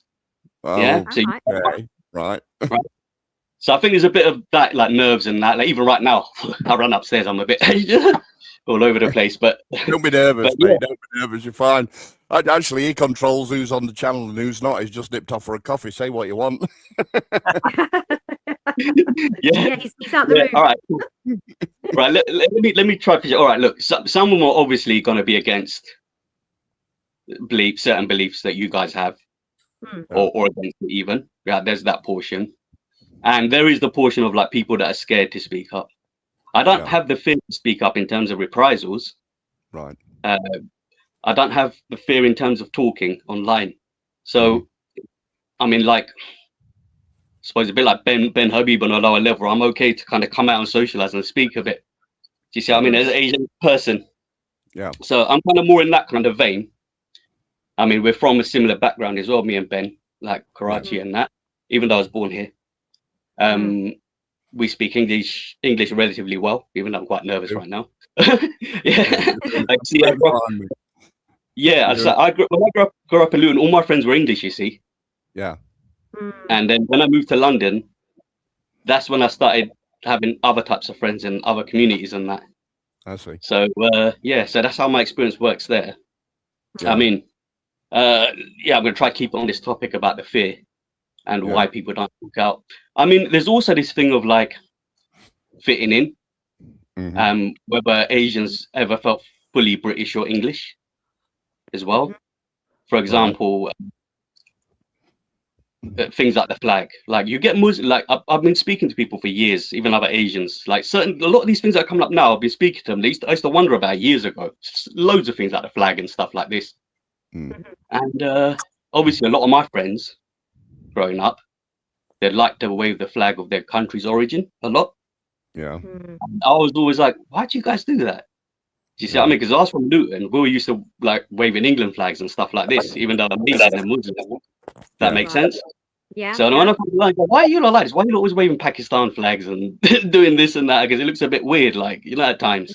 I can understand on the odd festive day, but like doing it all the time now. Do you see what I'm trying to say? Yeah. They're trying. I think we're all trying to make a statement. You know what I mean? Yeah. When I drive the road, drive down the road, and the Unite the Kingdom guys have been round. Raise the Colours guys have been down, and they put the Union Jacks out. I really do get a feeling of the hairs on the back of my neck stand up, and I feel proud. You know what I mean? Yeah. And that's why they're doing it, because they want us to be proud of our country, because we're having such basically, we've got nothing against like you or the people who have assimilated into the country, right? But the people who want to come over here, start changing our laws, start telling us what to do, it's not on. It's not on. You know what I mean? And that is why the Union Jacks are going up to tell us, everyone, we've got your backs. You know what I mean? We're in Britain. And there's a black fellow who used to play football professionally that lives on my road back in the day. But on my road where I live, it's like mainly Asians. The other side's mixed. But he lives on one of the houses that, on where I live, basically, on the side where the Asian people live, right? But he put like an England flag up a few years ago, UK flag and that. And I must be walking past his house and he was like kind of looking at me a bit funny, thinking, he might say something like, because he knows I'm quite talking. I'm not confrontational, but you know, if I don't like something, I'll say it, kind of thing, like you guys. Do you know what I mean? Yeah. Yeah. Right. And he was like, oh, and I go, no, don't worry, mate, keep it up, man. And he was like, oh, really? And he goes, oh, I thought you'd be like, no, not at all. You misunderstood me. Do you know what I mean? Just keep it up. Do you know what I mean? He was surprised that I said that because he thought like I was gonna be one of those guys, but I'll take it down, you arsehole. Do you know what I mean? Like, exactly. But I was like, no, it's fine, man. Because I know, you know, because look, it's good you do that and that. I guess you might feel a bit sick with that around here. I go, look, don't think like that. You know what I mean? You know me well. You know, I'm friendly. Yeah, because you've always been good to me and that. I go, yeah. I goes, don't worry. You know, and stuff like this. But surely we can do both though, because like you were just saying, Bobby, you were born here. Yes. My niece and nephew are mixed race, white European, and mum's Filipino, and they're British. They celebrate, you know, everything British. But they also love their Filipino heritage too, and they celebrate Filipino special days as well. Yeah. That's right. So they can have a foot in both camps, but without hating one or the other. You see, how many people have you seen, going mad at these people who have got the Iranian flag with the line in the middle? We understand that the Iranian flag with the line in the middle are fully Western orientated, and That's the Persian flag. It's Persia. Persian. The Persian flag, and they love it. Whereas if you've got the Palestine flag and it's all being waved around by leftists, you know, and they're starting to get in on your shit, you don't need it. You know what I mean? Do the flags. Yeah. So first thing, I had an interview with Paul Thorpe a couple of years ago on Christmas. That was one of the first times I had an interview with guys like yourselves. And stuff come up. And he goes to me, Bobs, what do you think is going to happen? And I goes, I think the next year is going to be like a flag waving war. Everyone's going to be waving their flags and that around in each other's face. And I think Paul just kind of looked at me a bit funny. And that's exactly what happened. And then this year, and then the following year, I said to them that, oh, what do you think is going to happen this year? And I goes, I think this year is going to be about where the line is.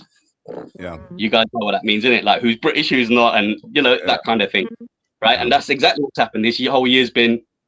And this is what I mean by having these thoughts, and like I've always had certain thoughts in that, but I never expressed them. And then all of a sudden they're talking about where the line is and who's British and who's stuff like this, right? Yeah.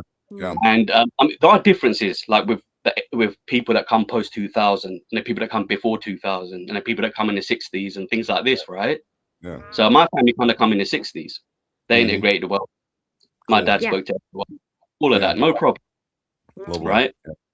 Yeah, he didn't push anything on anyone. He was a really nice guy, man, really sociable like myself. Yeah.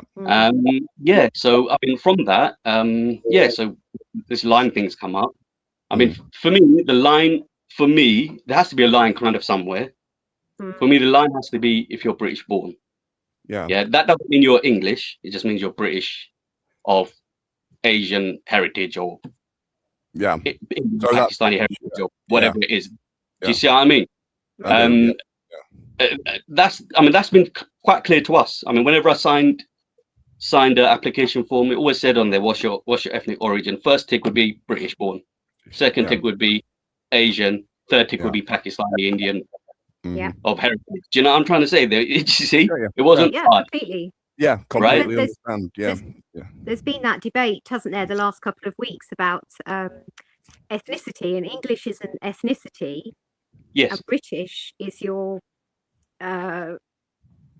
It's like a citizen. It's like a citizenship type thing. Yeah. So English, I have English ethnicity, but I've also done my DNA, and I have German and Viking. I'm very normal for Britain. I'm Viking, Anglo-Saxon, and German. That's right.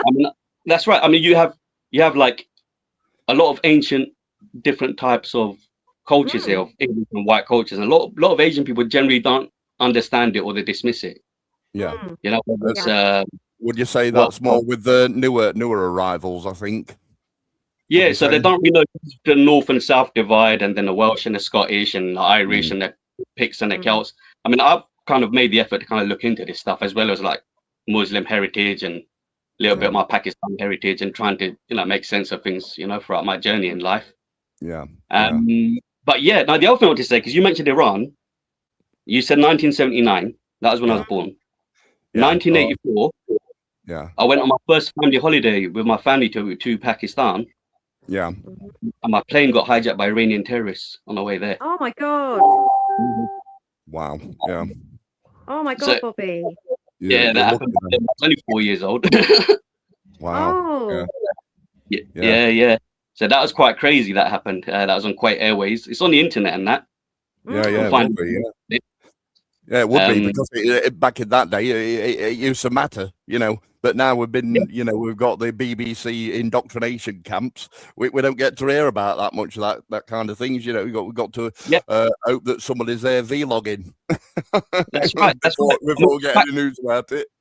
Yeah. Back then, we only got like 3 TV channels, and like you might not even have reception to get Channel 4. A lot of people don't even know it was like that. In some parts of the country, Channel 4 and that. So it was like that. I remember. I'm a television engineer. I know all about that, and I'm 57. Oh, so yeah, I know all about that. Yeah. You can help me fix my TV. Okay. No, I'm more of like a car guy, car guy. Are you Sunni Muslim, may I ask, or Shia? Yes, I am. Sunni. Yeah. Right, But I have been looking into all the different kind of paths of Muslims and Shias and Sunnis and stuff like this. To be honest, it's a minefield in itself. Yeah. Because on October the 7th, there was some Bedouin killed, weren't there? There was some Bedouin killed on October the 7th, so they didn't really discriminate.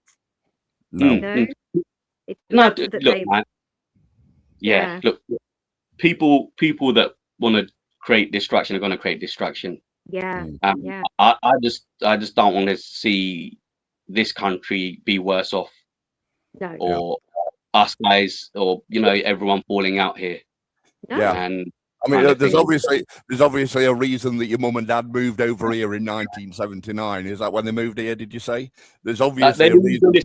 And like now they're just seeing all of them coming over here following them, if you like. You know what I mean? I've heard that story from many of people. You know? Right. Yeah, and the weird thing is there's a difference in attitude in that. I've said it a few times to people. The people that kind of came like late 90s, 2000, there's a little bit of a difference in attitude. Yeah. Like look, just take it from me, yeah. When I went to college and university here, I had like other Asian people that'd start on me, like start fights with me, literally every month. Yep. Yeah. Do you understand? In Luton, I'm going to be fair. In Luton, I had a lot of fights with racism and that, but that was the only thing I had to worry about. It was just one type. It wasn't like knives I had to worry about, or mugging, or anything else.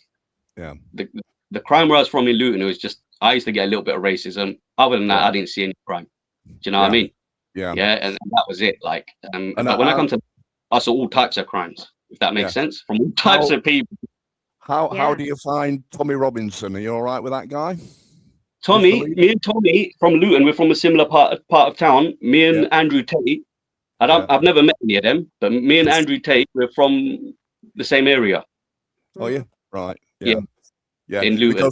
Because Tommy isn't racist. You know what I mean?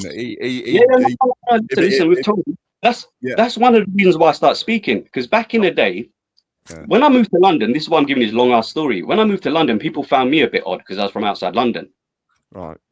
Do you see what I mean? I was a bit more kind of English in my ways, in the way I spoke, the way I talked, the way everything. Do you see what I'm trying to say?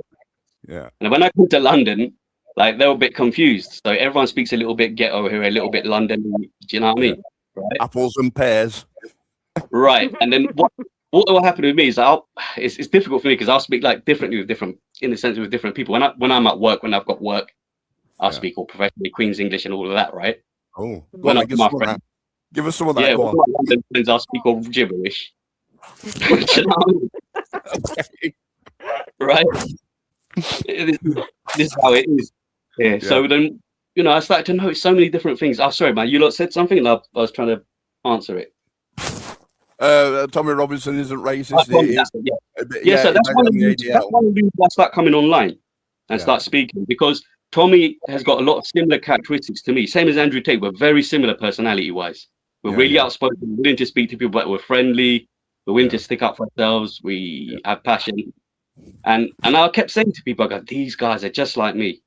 And you see what I mean? And so many, because they're from the same area as me. They kind of know similar people to me. They speak in a similar way. They're very animated. They might say some loud things sometimes and antagonize things. I mean, I don't really do that anymore because I'm a bit older now.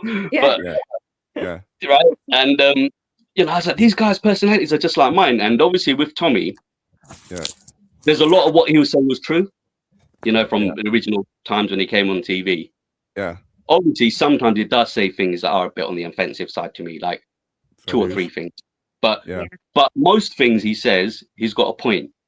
Yeah. If that makes sense. And there is reason for him to complain and English people to complain. You know, and obviously more and more evidence is coming out as you guys have been speaking. You know, for all these inquiries and that, right? So I mean, I would say, you know, even on other previous videos I've been on with other YouTubers like Paul Thorpe and that, as a kind of Tommy, I won't say a fan, but a Tommy kind of general supporter. Because I don't like people getting bullied or getting pushed down. Yeah. Do you see what I mean? Like, especially if there's some truth in what they're saying, they're trying to say something and people are shutting them up. I know what that feels like because people have done that to me my whole life as well. Do you see what I mean? Yeah. Well, imagine that. Imagine that when the governments of your country are actually pushing you down and trying to suppress you. You know what I mean? Exactly. And imagine the frustration. You know what I mean? Yeah. No, that's it. No, I could totally imagine. I mean, obviously, it's not the big. I mean, I think the main difference with me and Tommy in the way we think, he thinks Islam's the problem, right? I think Muslims are the problem. So, in other words, I don't think there's nothing wrong with the religion. You know, I might be biased in saying that, but I think the behavior of certain people and certain Muslims from certain cultures and certain countries and certain villages from the East isn't compatible at the moment, you know, from where they're coming. Because look, guys, we integrate from the early days. And look, other than electricity, TV and that, there weren't much difference between humans. Even back in the day when I was in Luton, you'd be lucky to even have a TV in the 80s. Do you see what I mean? When even had a TV. Most people you had a black and white one. You know, when I tell people we have black and white TVs, they don't believe it. Do you know what I mean? Right? And I said, most people couldn't even afford it. All my English friends were poor. We were poor. But everyone's door was open in Luton. I used to know everyone's mums and dads, everything. You know, all the English people. I was really good at football when I was young, like really good with football culture. This is another thing that I vibe with Tommy on. From Luton, the whole football culture, like it was massive there. Like it was big. Every day for me it was football. Love football. I was like really good at that. And even with the whole football thing, like you know, there's a massive culture there. And even that kind of bit taken away, especially when Sky come in and took all the rights and that. If that makes you guys will know more than me. That, you know? I'm not very good at football. I'm more of a darts player. I'm fat. So I don't really think it's Muslims who've got an issue with it. It's the hardline Islamists or hardline Muslims that who want to change our law, the Sharia law lot. We are not for that. This is a British country. We have British law. We've got blood soaked into the soil for British law, and we've got 85 Sharia courts over here. Why have we got that? If you want Sharia court, you know, with all due respect, you need to go to somewhere that actually has Sharia law. You know what I mean? Okay, I tell you what is Sharia law. I don't know how far they're trying to take it here. Right. Let's say, for example, us four guys and sorry, lady, I didn't catch your name as well. My screen is really small. You can tell me your name. Richard. Chloe. Oh, Chloe. Right. So let's say, for example, you know, I owed you some money, Wizard, right? And I didn't want to give it or something.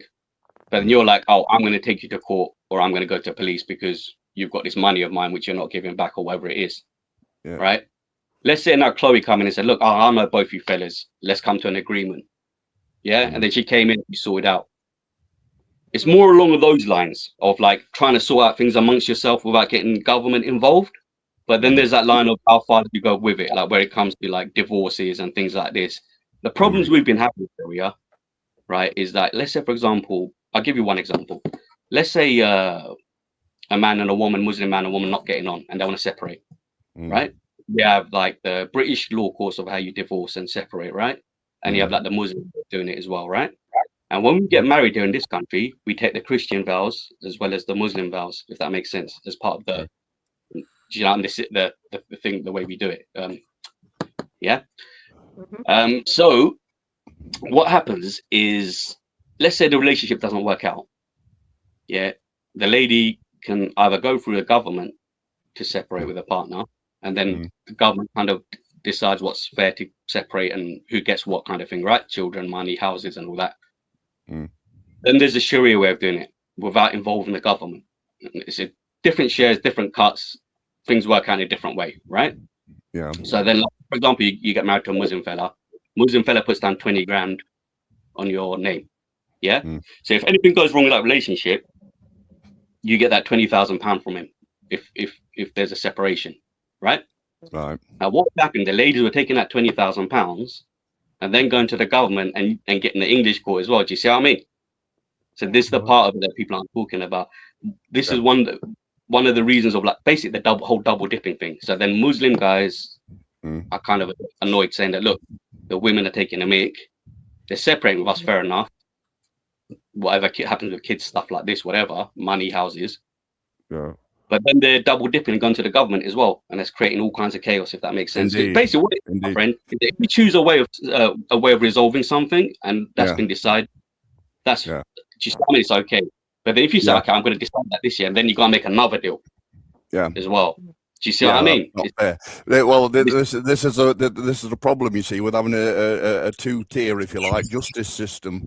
You know, you kind of like got your Sharia one on one side, you know, oh, just go and hide all your knives and that lot in the mosque, which is the Sharia way of doing it, if you like.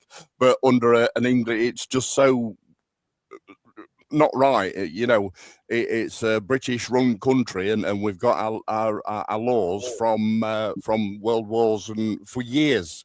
You know, yes, of course, literally years.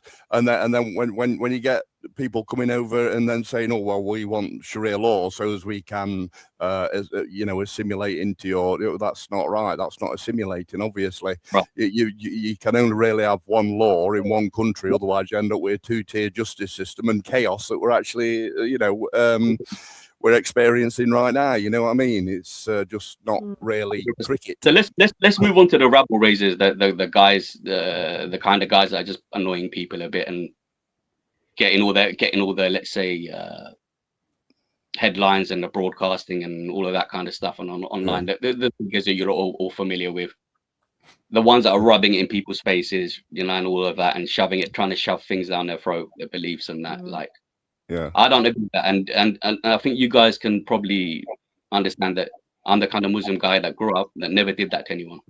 Yeah, cool. And people would say to me, "You're a bit weird. How come you never talk about Islam?" I go, look, I know loads about Islam. I know loads about Christianity, Hinduism, because I'd love to talk to people about it. But there's a time and place. Some people are interested in these things. Some people ain't. Even with cars, like I'll just go on and on about cars all the time, and I'm chatting to a bunch of group guys in that room. They don't know nothing about cars, don't care. And the same thing just about football. You just said I'm not into it, like, and it's the same thing. So like I kind of realized from a young age to kind of just keep your mouth shut and read the room kind of thing. Do you see what I mean? That. So these guys, what it is well in Islam, some people have this dawah thing of, like, let's say I'm here, I've integrated, I'm growing up calmly with you guys, no problem, everyone's happy generally, right? They think that, bloody hell, what kind of Muslim are you? A bit lazy. Why aren't you going around telling people about Islam? Why aren't you knocking on their doors? Why aren't you giving them leaflets? Why aren't you shoving it down people's throats? So the post 2000 lot that have come here, they're more like that. They're more like the guys that are going around knocking on people's doors, shoving things down people's throats, making noise, stuff like that. And what they say about us is that, oh, you lot are like not proper Muslims. You're too laid back. You're too chilled out. No. I go, look, we're kind of educated. We're kind of cultured and that. Yeah, it's going to cause this. It's going to cause this division. You see, and that's what you're seeing right now in politics. That's what you're seeing. You know what I mean? It's going to cause that decision. And I would hate for people like you to be dragged into that lot. You know, it'd be dragged into that lot and then get voted out this country, if you like. People like you. One time talking to you guys, so when you see me in the queue, you're like, yeah, he's all right. He's all right. Keep that one in. That one's fine, you know. Islam struggled when people like Muhammad Hijab and Ali Darwa decided to start Right. doing what they're doing and Yeah. Speaker's Corner. Right, And this is the thing. These guys have a lot of knowledge, they have a lot of passion, but they go over the line a lot. That's what their problem is, and they get confrontational, and they're taking the mic, and they don't realize that here, like with religion in general, it's not just about Islam, but people have kind of had a bit of a kind of like a distance relationship with religions and that anyway in this country, because they don't even like Jehovah's Witnesses here or Mormons or anything, knocking on their door or trying to. No, they don't like anyone shoving their faith down anyone's throat here. But So these Muslims. They're not really telling us not to eat sausage rolls, though, are they? You know what I mean? What it is to my Muslim brothers that they take it a bit personally. They don't realize here that Jehovah's Witness got this same treatment. Other people got the same treatment. They try to shove religion down people's throats. England's just a bit like that. You don't shove your beliefs down people's throats. They haven't kind of grown up, or maybe they missed that part. I don't know. They missed that lesson. Yeah. You know what I mean? Their laws haven't really changed, have they, since 400th century? You know what I mean? So they got to kind of like realize that our laws can change. You know what I mean? We can change laws and such for the betterment of the country. However, this Labour government in really honouring that at the moment. They're actually turning the tables and making us feel more oppressed. British people and that. I mean, look. Once when I got to Pakistan, when I got there, they barely had electricity, they barely had water, they barely had toys, they barely had anything. They didn't know what nothing was. Like when I used to speak to them. Yeah. And that was in Karachi, and that was maybe a more modern city in general, right? Yeah. And basically, everyone would talk about UK and London then. It was the jewel of the world then. Everyone wanted to come to England, London. This is that. Life's so good there. Everyone talk about it. The land of milk and honey that we're now just left. Yeah, I'm telling you, it was just like got beeswax left now, mate. Yeah. This is exactly how it was spoken about, and we used to think like, oh wow, do you know what I mean? And then even when I used to go to school, and that when I was younger, I used to be like, it's really peaceful here and quiet, and that, and it used to kind of make me feel a bit funny, because I'd always watch like Indian films and that growing up, and there's always so much chaos on them. My dad goes, this is what it's like over there, Bobby. This is what it's like over there. You know what I mean? Right? And I'm like, is it? It's so nice here, then peaceful and that. Do you know what I mean? Like, yeah. And my dad must be getting excited. Here's what it's like there. Because is it? So we went there and I saw it for myself. It really is fucking like this. Like, do you know what I mean? Right? And then I was like, geez. Right? So what it is, my friend, is my friends is even now, like you see how us guys when we grew up, we had like Commodore 64, calculators, Amiga, Spectrum, all the analog technologies, digital technologies, before we got this internet smartphone stuff. What's happened in third world countries and third world villages, they had no technology. This is why I gave you that story. No technology, zero technology. All of a sudden, smartphone technology become really cheap in 2010, and all the crap countries, the shithole countries, got hold of all this latest technology for cheap. All of a sudden, they got fucking smartphones. So I've gone from no TV to smartphones. To TikTok dancers. Yeah. So from nothing, literally nothing, they got smartphones, and all of a sudden they're seeing all this stuff was going on around the world. They can see Google Maps. They can see exactly how many footsteps it is to get to whatever country. Yeah. They can see, what kind of women are in each country.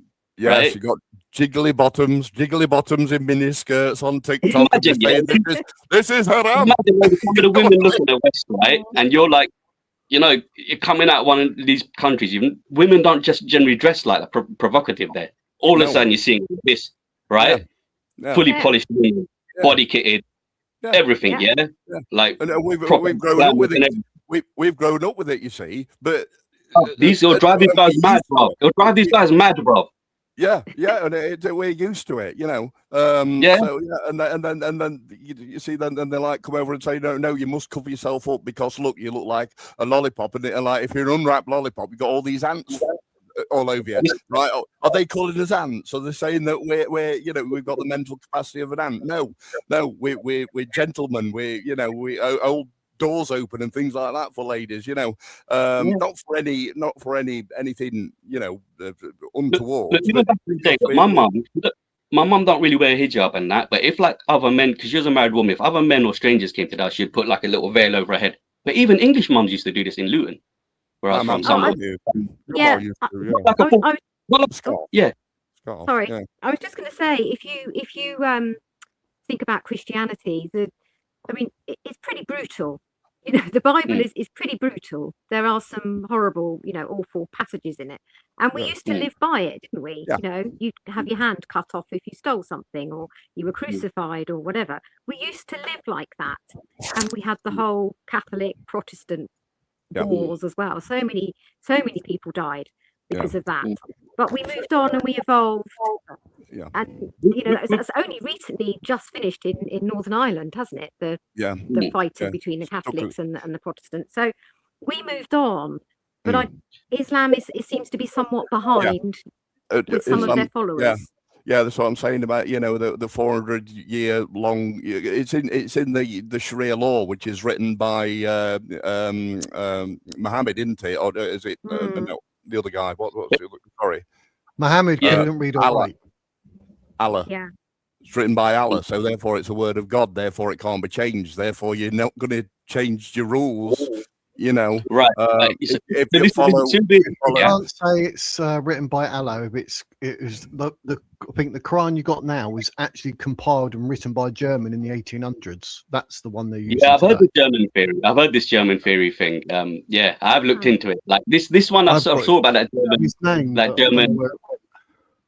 I saw that when it first came out, like about 20 years ago. You know, his research or whatever on the internet. That was a long time ago. But I did, you know, back then, you know what it is? When people spoke about Islam back in the day when I was young, they spoke about a lot of the basic stuff.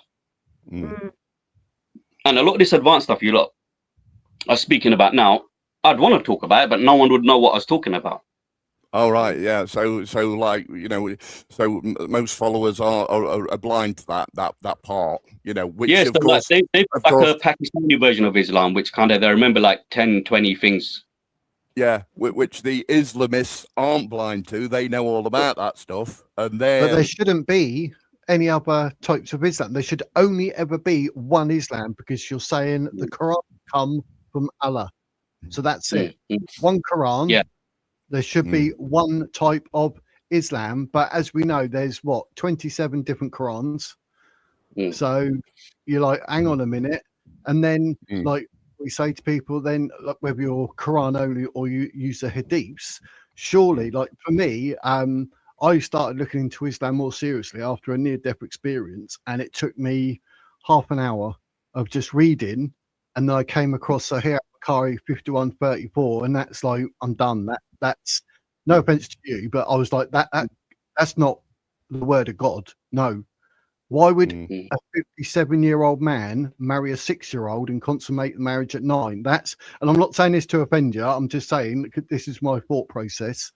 Literally died. So I was like, I need something. There's more. And there was, because when I was dead, it was like I was talking to myself. And something was saying, but God is made, you're made in the image of God. And I'm like, I was talking to me. So I had to look at religion, hence why I wore the cross. And then when I was looking into Islam, when I see things like Sahih al-Bukhari 5134, I was like, hang on a minute. That wasn't like, oh, stop. I looked into more. And what I was reading, I was actually... It wasn't that I disliked it. I actually felt offended by it. And there's something in me, maybe it's from this near-death experience or what, but something was telling me this is wrong. And I felt quite ill. And I was like, what is it? And I actually bought the Quran. So I you know, I'm not sitting here saying I just... No. Listen, man, you guys aren't dumb, you know. You obviously do your research and that, and you're trying to make sense of things. You know, I'm not one of those crybaby types. Oh, bastards! Yeah, I'm gonna eat you. I'm not gonna do that. Don't worry, man. I'm good. Yeah. Now, what I want to get at, I'll get at my actual point, and then so you can then come back. All right. At point, like yourself, you must have seen and read what I've seen and what I've read. So how could I be like, hang on, this is no way what I would call holy, religious, or the word of God? Like, that's how it comes across to me. So someone like yourself, is it because you're brought up from a very young age and you have to learn the Quran, and I don't want to sort of use the word indoctrinated, but you're taught, you learn, and it just becomes your way of life? Maybe pride gets in the way at some point, I don't know, because obviously I was never a Muslim. I was on the outside looking in. So you know, I try not to sort of say things to be offensive, but No, I'd no, like it's you to, fine, man. or I'd like you to sort of say to me, like, how did you not see or understand the Quran or those hadiths like I did? How come you are, you know, a proud Muslim? I don't understand that. That's what confuses me. So it's a great question, yeah. And I'm going to be honest with you with that question, yeah. What you said about the age thing, right? Yeah. I can't fully answer it, but I'll try my best, right? So as I grew up as a Muslim, I followed certain things. My family weren't that strict on the Muslim stuff with me as we were growing up. Yeah, we did a lot of the cultural stuff and that. We didn't eat bacon, we didn't drink alcohol, you know, those kind of things. We're kind of just general basic Muslims in a way. When I went That's how I'm to like a school, Muslim. I don't eat bacon and I don't drink alcohol. So there you go. this is it. So, right, and you know what? This is a great. Listen, we can. I'd love to talk to you guys for hours, man. But you know, there's nothing we can say about these things. But this is the thing. See, I don't even know whether to jump to the end of this. No, I won't. I'll save it for another time for you guys. But yeah, so I mean, look, you said about the age thing. Let's start there, innit? Let's not mix it up. So basically, when I grew up, I started asking questions and that, right? And then when I went to school, I tried to read the Quran and read about my religion and other books about the religion. I found it a little bit difficult to navigate when I was younger, to be totally honest. Yeah, even the Bible, right? I found it a little bit because the language is like Shakespearean language, and you know, back then they didn't really. We did too. Yeah. So I'm just being honest, right? It's a bit difficult to understand, and I just thought, okay, I know bits of it. I know bits of what we do as Muslims. I know what Christians generally believe in. Like, I was into religion generally, but the text I found difficult to digest generally, right? So I just thought, okay, maybe it's a bit above me for now, in a sense, a lot of this type of stuff, right? So I obviously went to school, did my best in school, did my best in college, and I promised myself that when I finish university, I'm gonna study as much as I can. So I'm not gonna have much to do then, you know, other than my part-time job and a bit of football, right? So I did all that, and I started getting into it really heavily and deeply. So this is why I was saying that loads of stuff I come across that no one was talking about, and I think I was by the time I finished studying, I was 10 years, 15 years ahead of everyone else. So I was telling people about coronavirus in 2010. Yeah, I was telling people in 2010, you know what they said? They said, you're mad, and because you ain't got a job, you're going crazy. It's the kind of stuff that, you know, someone like me with a degree, no criminal record, been a manager for a Lexus multi-million-pound showroom, they're calling me crazy. I was like, all right. I go, so this is what they're going to do in 10 years from now, in 2010. They're going to close the country down. They're going to tell you got a virus, and they're going to tell you need an injection. If you don't take it, you're not allowed to leave the house. And they goes to me, oh, how do you know all that? And I goes, it's written in our religion, right? And he's like, yeah. Well, because he said to me, this guy was a Hindu, innit? I was, you know, in a room full of Hindus. And they were like badgering me, oh, you Muslims, you think you're better than everyone, this and that. And he goes to me, tell me something about your religion, why you don't believe in it so much. And I told him this, and I said, I tell you what, in 10 years from now, this is what's going to happen. And you know what, that guy, whenever he sees me on the street now, he just avoids me and ducks. Yeah, I bet he does. Right? And I'm telling you, back then, and people, you know, whether they believe, I used to talk about this stuff back then or not, but you're talking about the age anyway, I'm diverting, right? So yeah, look, I come across the age thing. There's kind of three thoughts of this. One was that she was 6 years old, and they consummated at 9. That's one belief. One belief that she was 18 or 19 years old, right? And the other belief is, the third belief is, you see the young age thing is either accepted, or some Muslims say that that's made up and it's been inserted into the hadiths. So you may not find that as an acceptable answer or a cop-out. No, but for me, which one do I believe? Which one do I believe? You know, which one do you believe? Yeah, which one do you believe? Yeah, I come across it, and it did make me uncomfortable. I'm being honest with you guys. You know what I mean? Like, you know, the clue is in Sahih al-Bukhari. Yeah, that's yeah. So I come across because Sahih means genuine, authentic. Genuine, yeah. And obviously, Muslims hold Aisha in very high regard. And in Sahih al-Bukhari, the reason I use 5134 is because it says Aisha narrates. So this is Aisha talking. She's saying she was 6, and she's saying it's happened at 9. So that's what I'm saying. Like, when I say to you, like, you know, I'm taking this in and I'm like, hang on a minute. I don't understand how me reading that and saying what I've just said to you, you would think different. I don't understand why you would think different, because unless you want to throw Isha under the bus, shall we say, who is held in high regard, then surely you know, I know it's like 18 and this and that. Everything I was happy with Islam. This is until I Aisha come saying to, it. Right. Like, look, man, to be totally honest, everything I accepted about Islam, but when I did come to this subject, I did find it puzzling. I'm just going to be honest with you guys, right? So I did try to tackle it, right? Because other things, you know, when they talk about, oh, the Quran sounds a bit violent, this and that, I kind of found out what these were about, wartime rules, this and that, and da-da-da, whatever. And like, you know, even with countries and how you set up a governing economy, everything, right? Certain people have got the right to be like soldiers and, you know, to go to war. And let's say if they have to take a life, they have to take a life. So in Islam, that's where this kind of thing comes from. Not every Muslim's allowed to do this, if that makes sense. And things like this, like you have to be, your job has to be of like a military person or a soldier, or, you know, you've got to be someone that's allowed to kind of adjudicate these things, even like a death penalty and that. Not everyone's allowed to just administer it. Do you see what I'm trying to say? Yeah. So even in war, there's certain people that will be the war people. Certain people will stay back at home and work and do the normal stuff and normal businesses and villages or whatever. They'll operate, and a certain section of people, that's the, let's say, the warring soldiers or whatever, right? So there's that side of it. Yeah. So with the age thing, going back to your age question, I mean, for me, it's difficult to land on which one is totally true. I prefer to believe that she was like the 18. Yeah. The 18-year-old theory. Maybe it's comforting for me. Maybe, you know, I find it convenient. I don't know. I'm just being as frank as I can. The other thing could be true.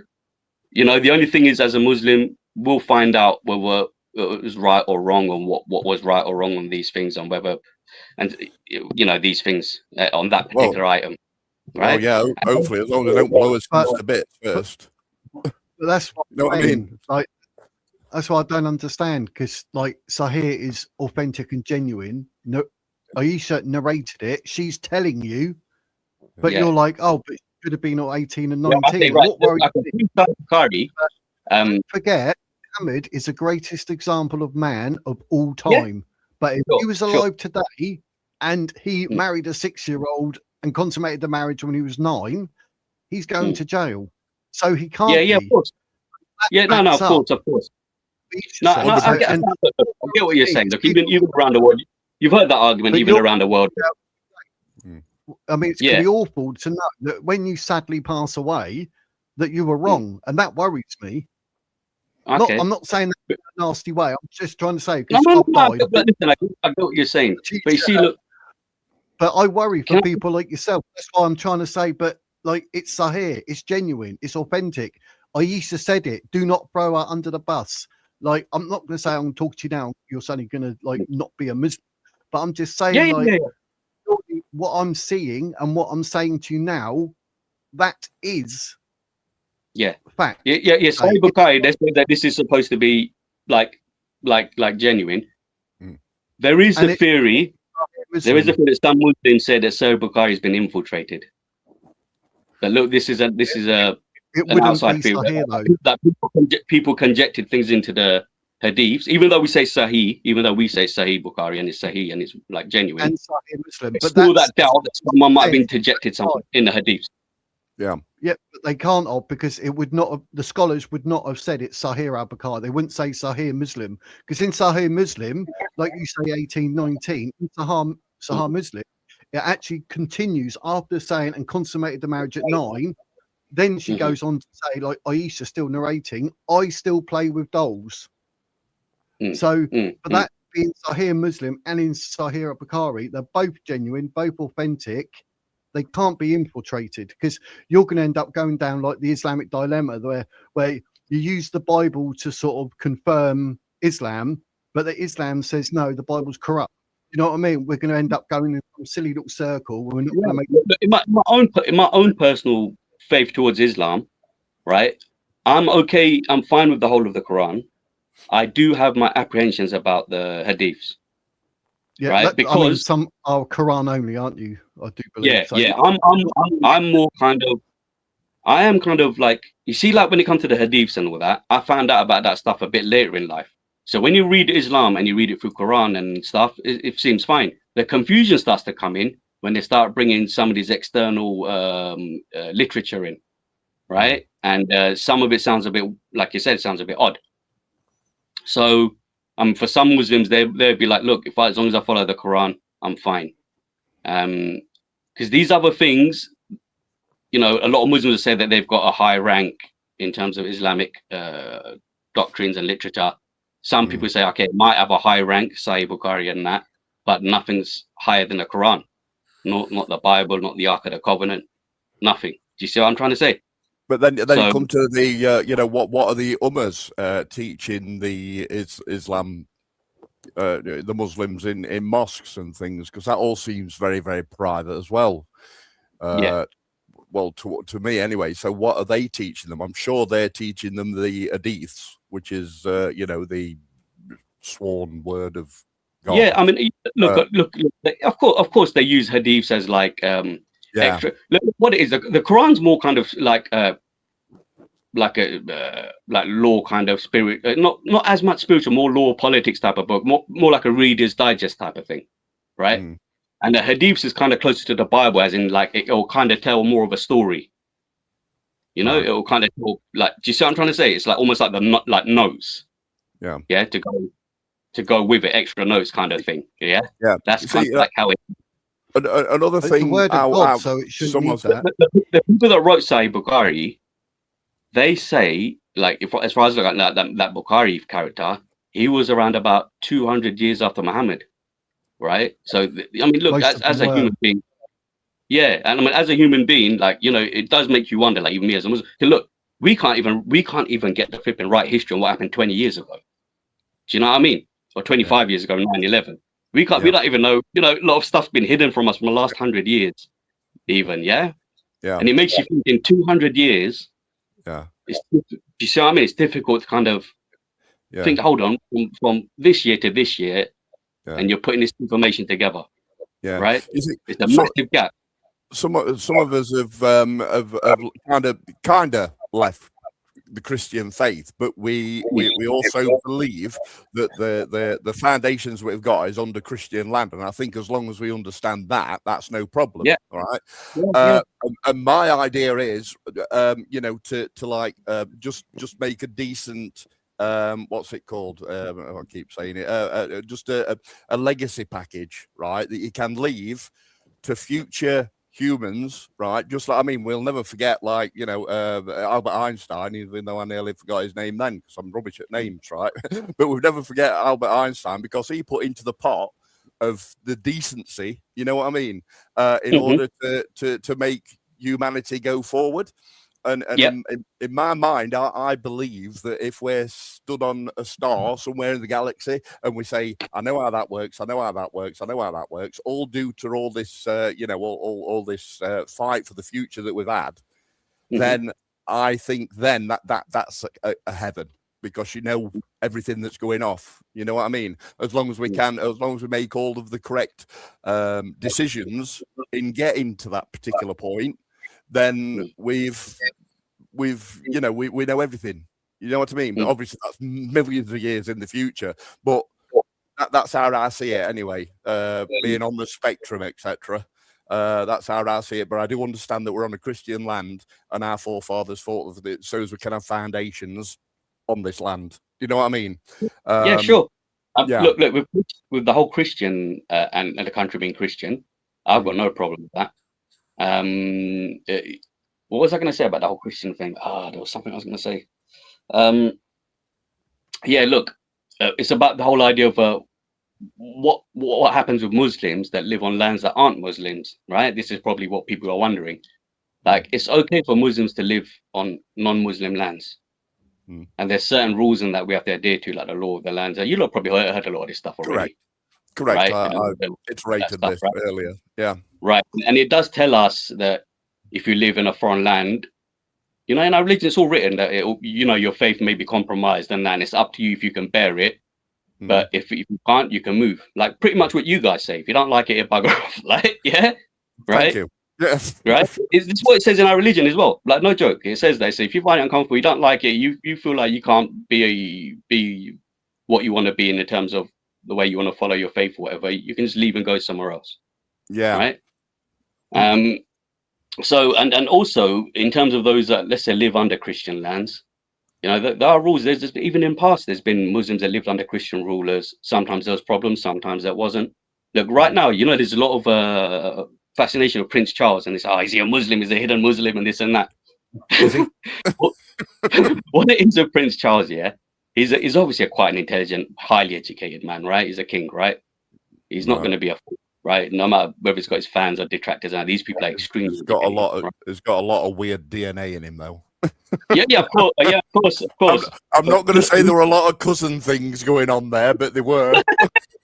But look, these guys have had that. These kind of humans on this, you know, how they are, the kind of wealth they got, access they got, they've kind of got to see a lot of things and know a lot of things, right? And I think what it is with him, I think he kind of understands, as a king and a Christian king, that he becomes the leader of the Muslims of England as well. And I think he kind of just basks in it a bit, if that makes sense. He's just kind of enjoying it.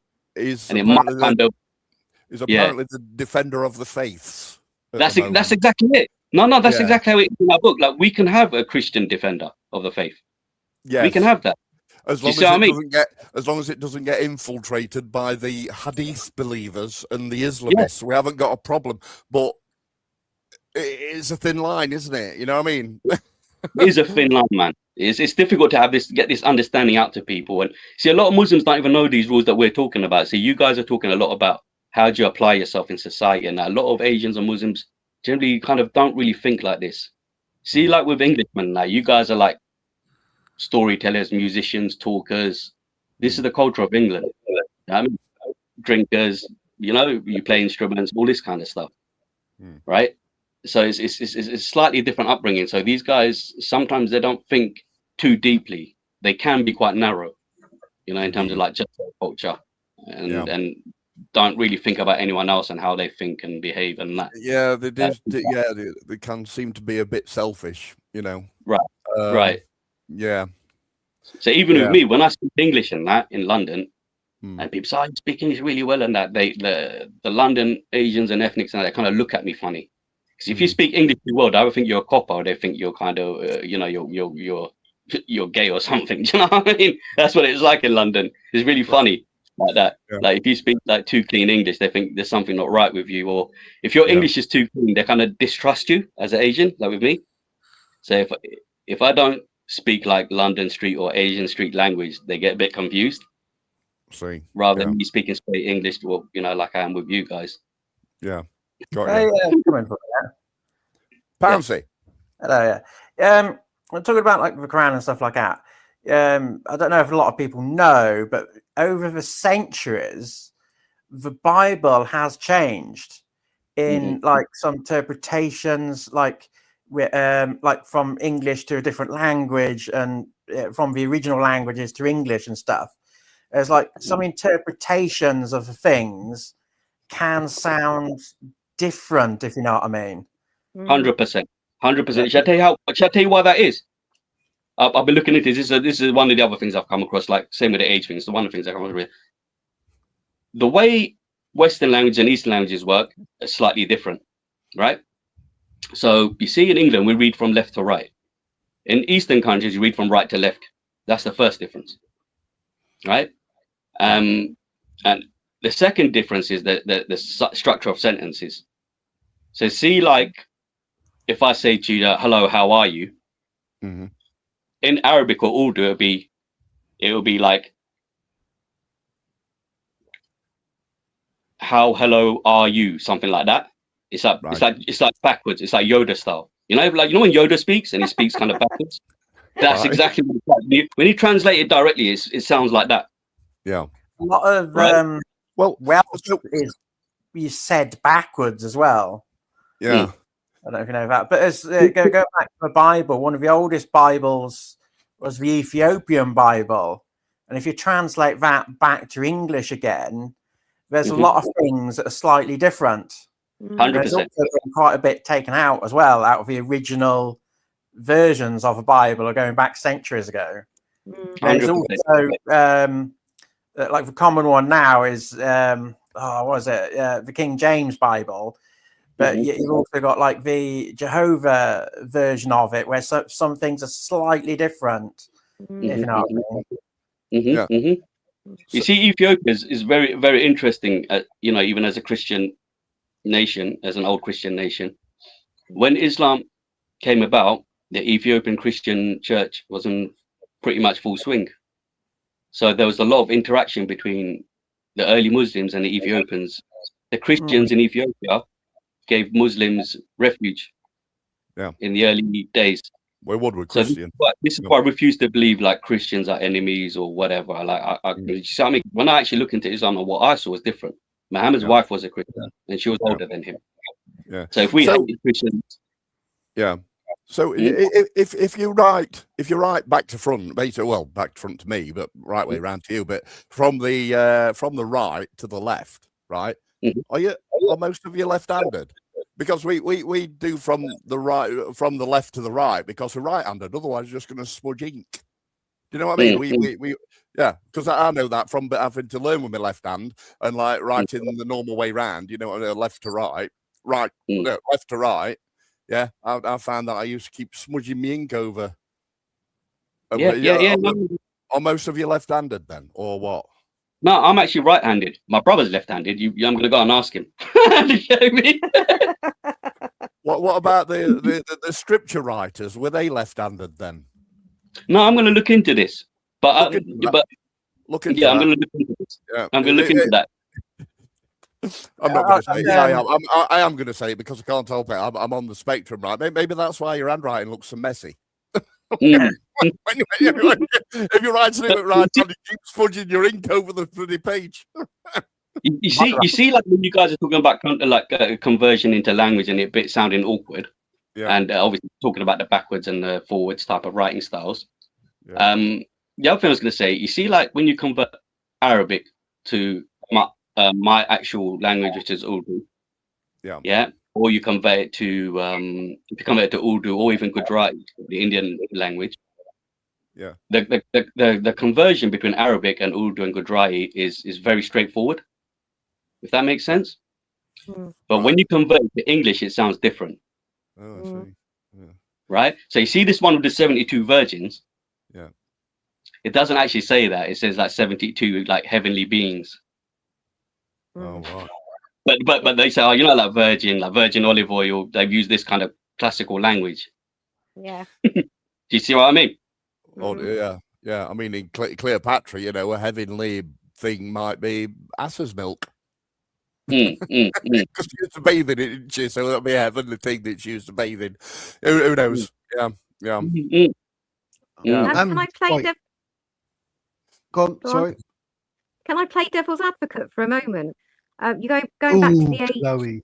Yeah, going back to the age thing. I'm from a medical background, and if you think back to then, women generally died quite young, and they quite often died in childbirth. So their childbearing years were quite a small, percentage of their life.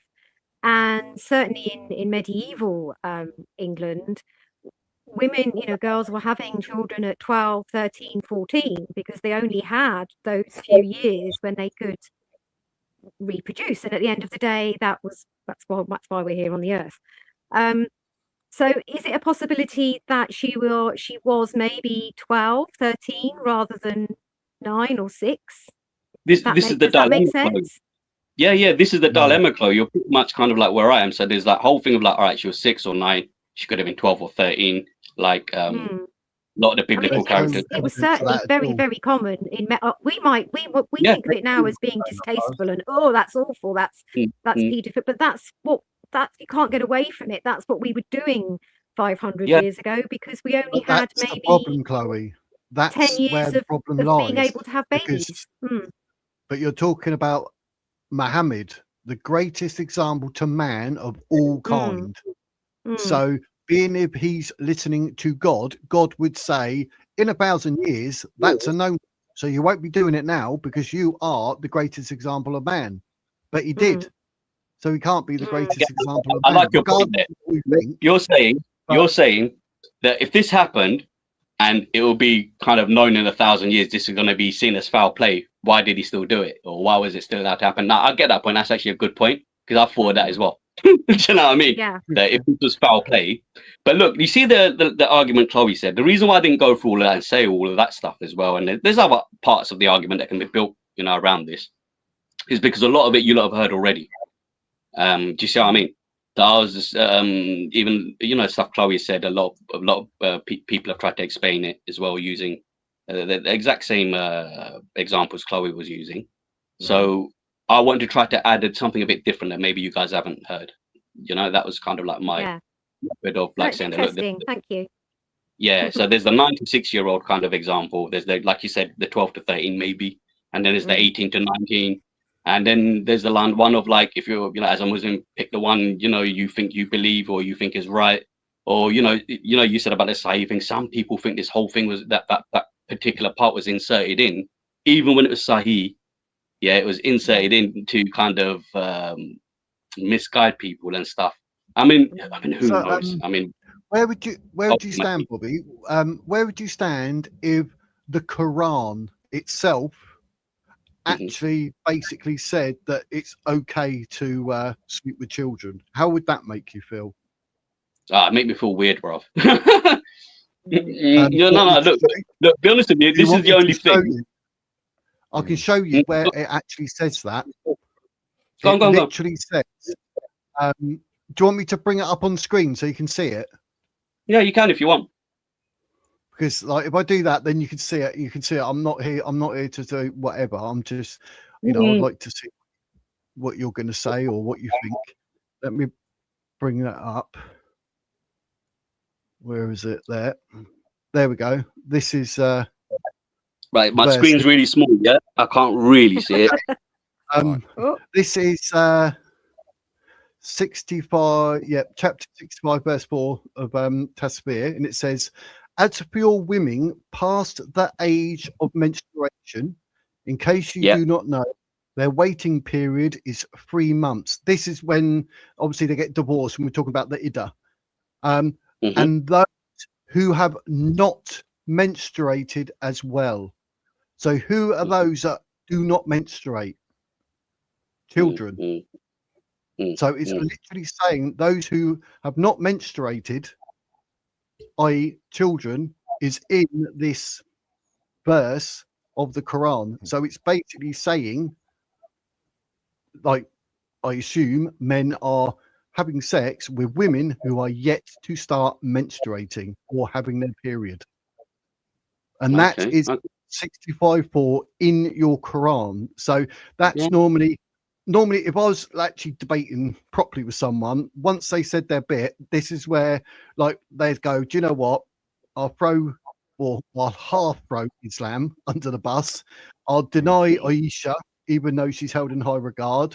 You know, I won't have any of that. Right, I'm Quran only. So then we can go to the Quran and say, look, those who have not yet menstruated.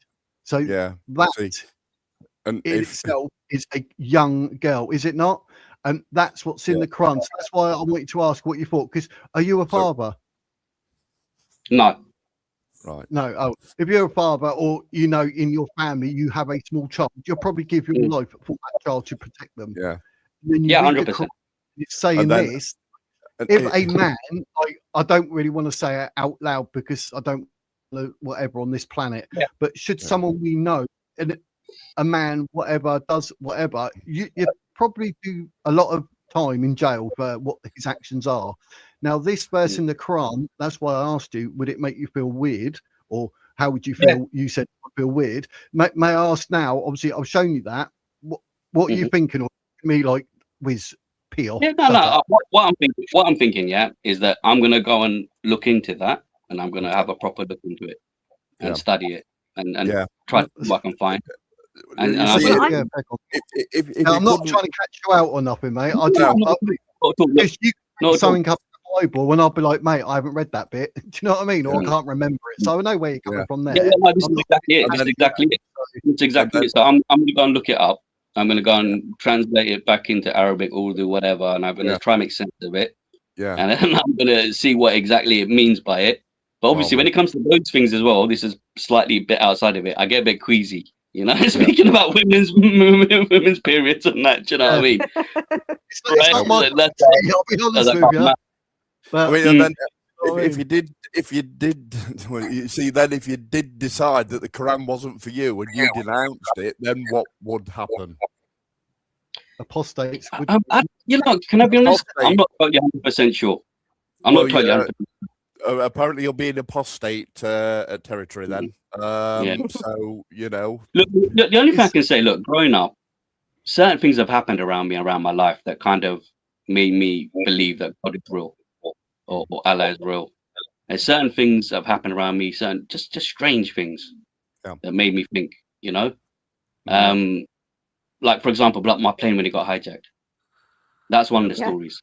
When I told people this, they kept my dad, the Iranian terrorists. Well, they kept my father. Yeah, so when we got to Pakistan, I was only 4 years. I didn't know what was going on properly, so I didn't really understand fully why my dad was missing. So that my grandfather was with me. It's the first time I've ever seen him, and that it still hasn't really registered to me that he's my grandfather, right? So he's sitting with me and he goes, "Oh, it's your birthday today," and he goes, "Look, I've got your watch. He gave me this little turquoise-colored watch, right?" And I was like, "Oh." And I was saying to him, "Oh, where's dad?" And that, da. He goes, "Oh, your dad, yeah, you know, if you just keep looking," he said something to me in my language, and if you just keep your eye on the time, your dad, you know, he'll come and this and that. And then he goes to me, "Oh, you know, then if you ask Allah and you pray for your dad and that, he goes, your dad will come." And I was like, "Oh, is it?" And I, you know, like, "Oh, is it? So if I ask Allah like, I want to see dad, dad will come." And he goes, "Yeah." He goes, "All right," then he goes, "I'll do it now." Right? So I did it. Then I walked literally outside the house and I goes, "Oh, dad's coming."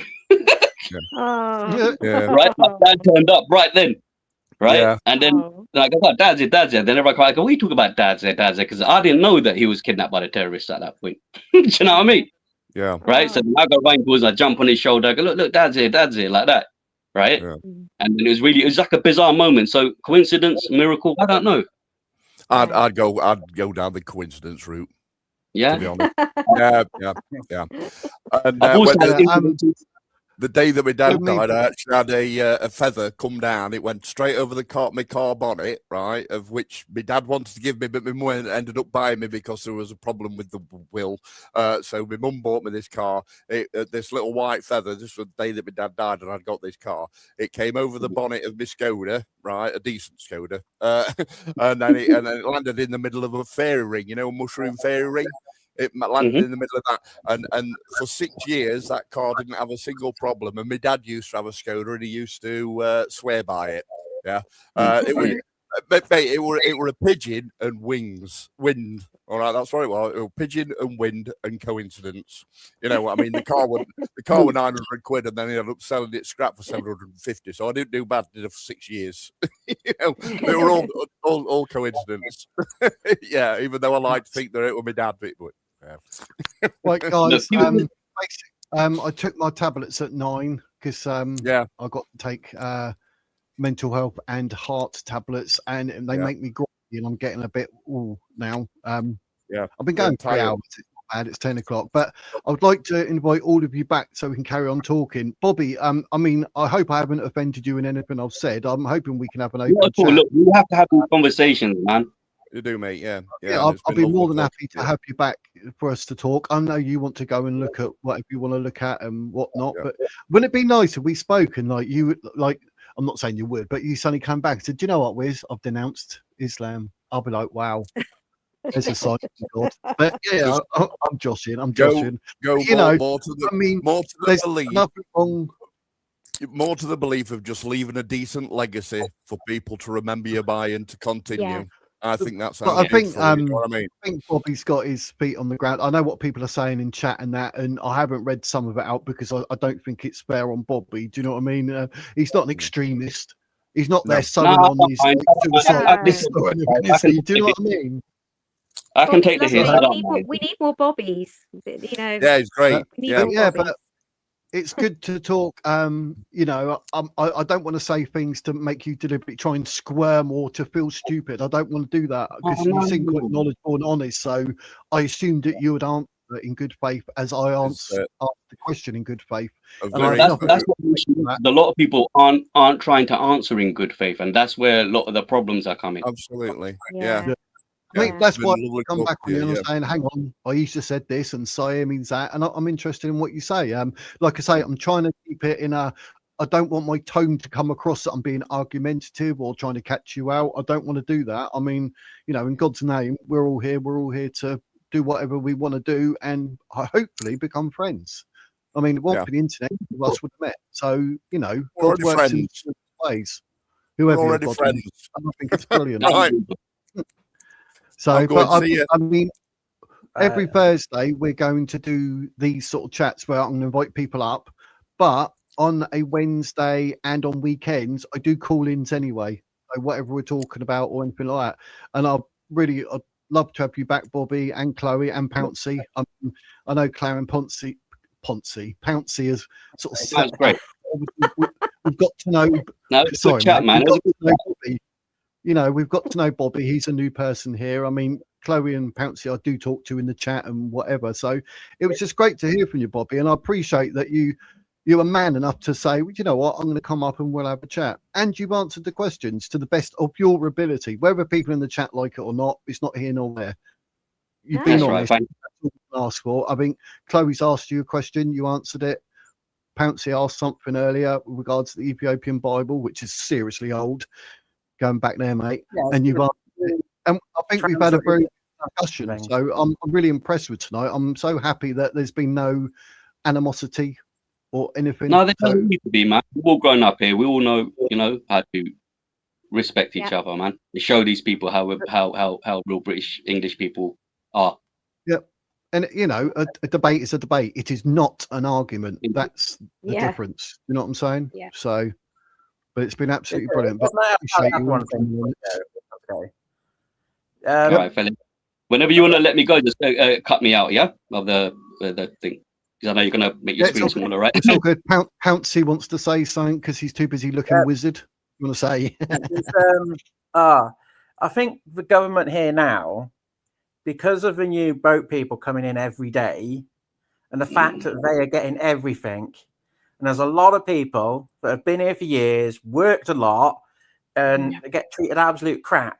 And there's like me being disabled, homeless, veterans, everything, and getting absolutely nothing, no help, no support, horrendous. And it's creating a bigger divide. The more coming in, the more people are getting angry about it because they're getting everything, and people are struggling and suffering, and they're just taking it out on them all the time, cuts and take money and more taxes on everyone. But they want division. They want hate. That seems to be the way. It's mad. All right, I suppose next time I'll try to remember. We'll try to talk about immigrants and these kind of extra benefits they're getting. This Ethiopian thing a bit more. I'd like to expand on as well, hopefully. And I'll try to do a bit of that homework that you've asked me to do, Wizard. Yeah. I was gonna say, does that mean we've got homework, Wizard? Oh no. Yeah. Homework, yeah. I didn't come on for homework, I've never done it. Like, it's all English teachers. I've never homework. I've never done it. That's bad, isn't it? But even tomorrow, this Friday, I don't know if people are around at 1 o'clock, but even Friday at 1 o'clock, if you're in the chat or whatever, and you think, oh, come up and have a chat, then we can. It's not a problem. I'm more than happy to let people come up whenever, really. But sure. You know, other than say tomorrow, really, if Saturday and Sunday at 4 o'clock, I go live. So even if you're up for it, Saturday at 4, then come to the chat and bring people up. Do you do that? Weird a lot. All right. Yeah. So, right, yeah, days, brilliant. So yeah, there'll be a part 2. Bobby's gonna get it, mate. He seems like he seems perfectly normal. You know what I mean? Like, yeah. But that's what I've always said to people when I talk. I'm talking about Islam. I do not like Islam. I don't like what it respects. But I'm not talking about Muslims. Muslims are people, just like us, you and me. So please differentiate. People crime and all the bad things and making it the tension in the country getting worse and getting away. I mean, if I can drop an impression to make us Muslims look better than what we've been getting lately, then I'll try to do my bit. Yeah, that's it, mate. That's all we can do. That's all we can do, isn't it? But anyway, right, it's been brilliant, guys. Right, I need to. I'm going to start like going like that in a minute, and you'll think, what's he doing? Like, oh, drugs. Nelly will be coming up going, what are you taking? But yeah, so thank you very much for coming up, Bobby, Chloe, and Pouncy. I appreciate all three of you doing that. It's been a really good chat, and it's great to put faces, or nearly Chloe, but voices to the people. It's been fantastic. So thank you very much, all three of you. I'll boot all three of you out now, if you don't mind, in a non-rude. So, all the best. See you later, Chloe. See you later, Pouncy, and see you later, Bobby. Thank you very much. Thank you. Oh, marvelous. Oh, what a lovely chat. I know what you're saying in the chat and that, but I don't want, oh, my hair looks a bit silly, doesn't it? I don't want any animosity. I don't want any nastiness and that. I mean, I know what you're saying about Bobby and that, but the man's up there. He's being honest. He's speaking the truth from his side, and I've got nothing but respect for Bobby for that. And hopefully he'll come back. Hopefully Chloe will come back, and hopefully Pouncy will come back up. Oh, and Electrodoc, can't forget him. But it's been absolutely fantastic, all of us talking and that. I mean, it's absolutely brilliant. So thank you to all the guests, and thank you to all of you in chat as well. Absolutely fantastic. I'm just impressed. I'm a bit lost for words, to be honest. I'm so impressed with how it's gone tonight, and meeting Bobby, Chloe, Pouncy. We all know Electrodoc. We're all bored of Electrodoc. But yeah, it's absolutely brilliant. So thank you very much, guys. I am back tomorrow. Is it Friday? Yeah, Friday. I'm back at 1 o'clock. So it'll be brilliant. So, like I say at the end of every single video, that is the wizard's words.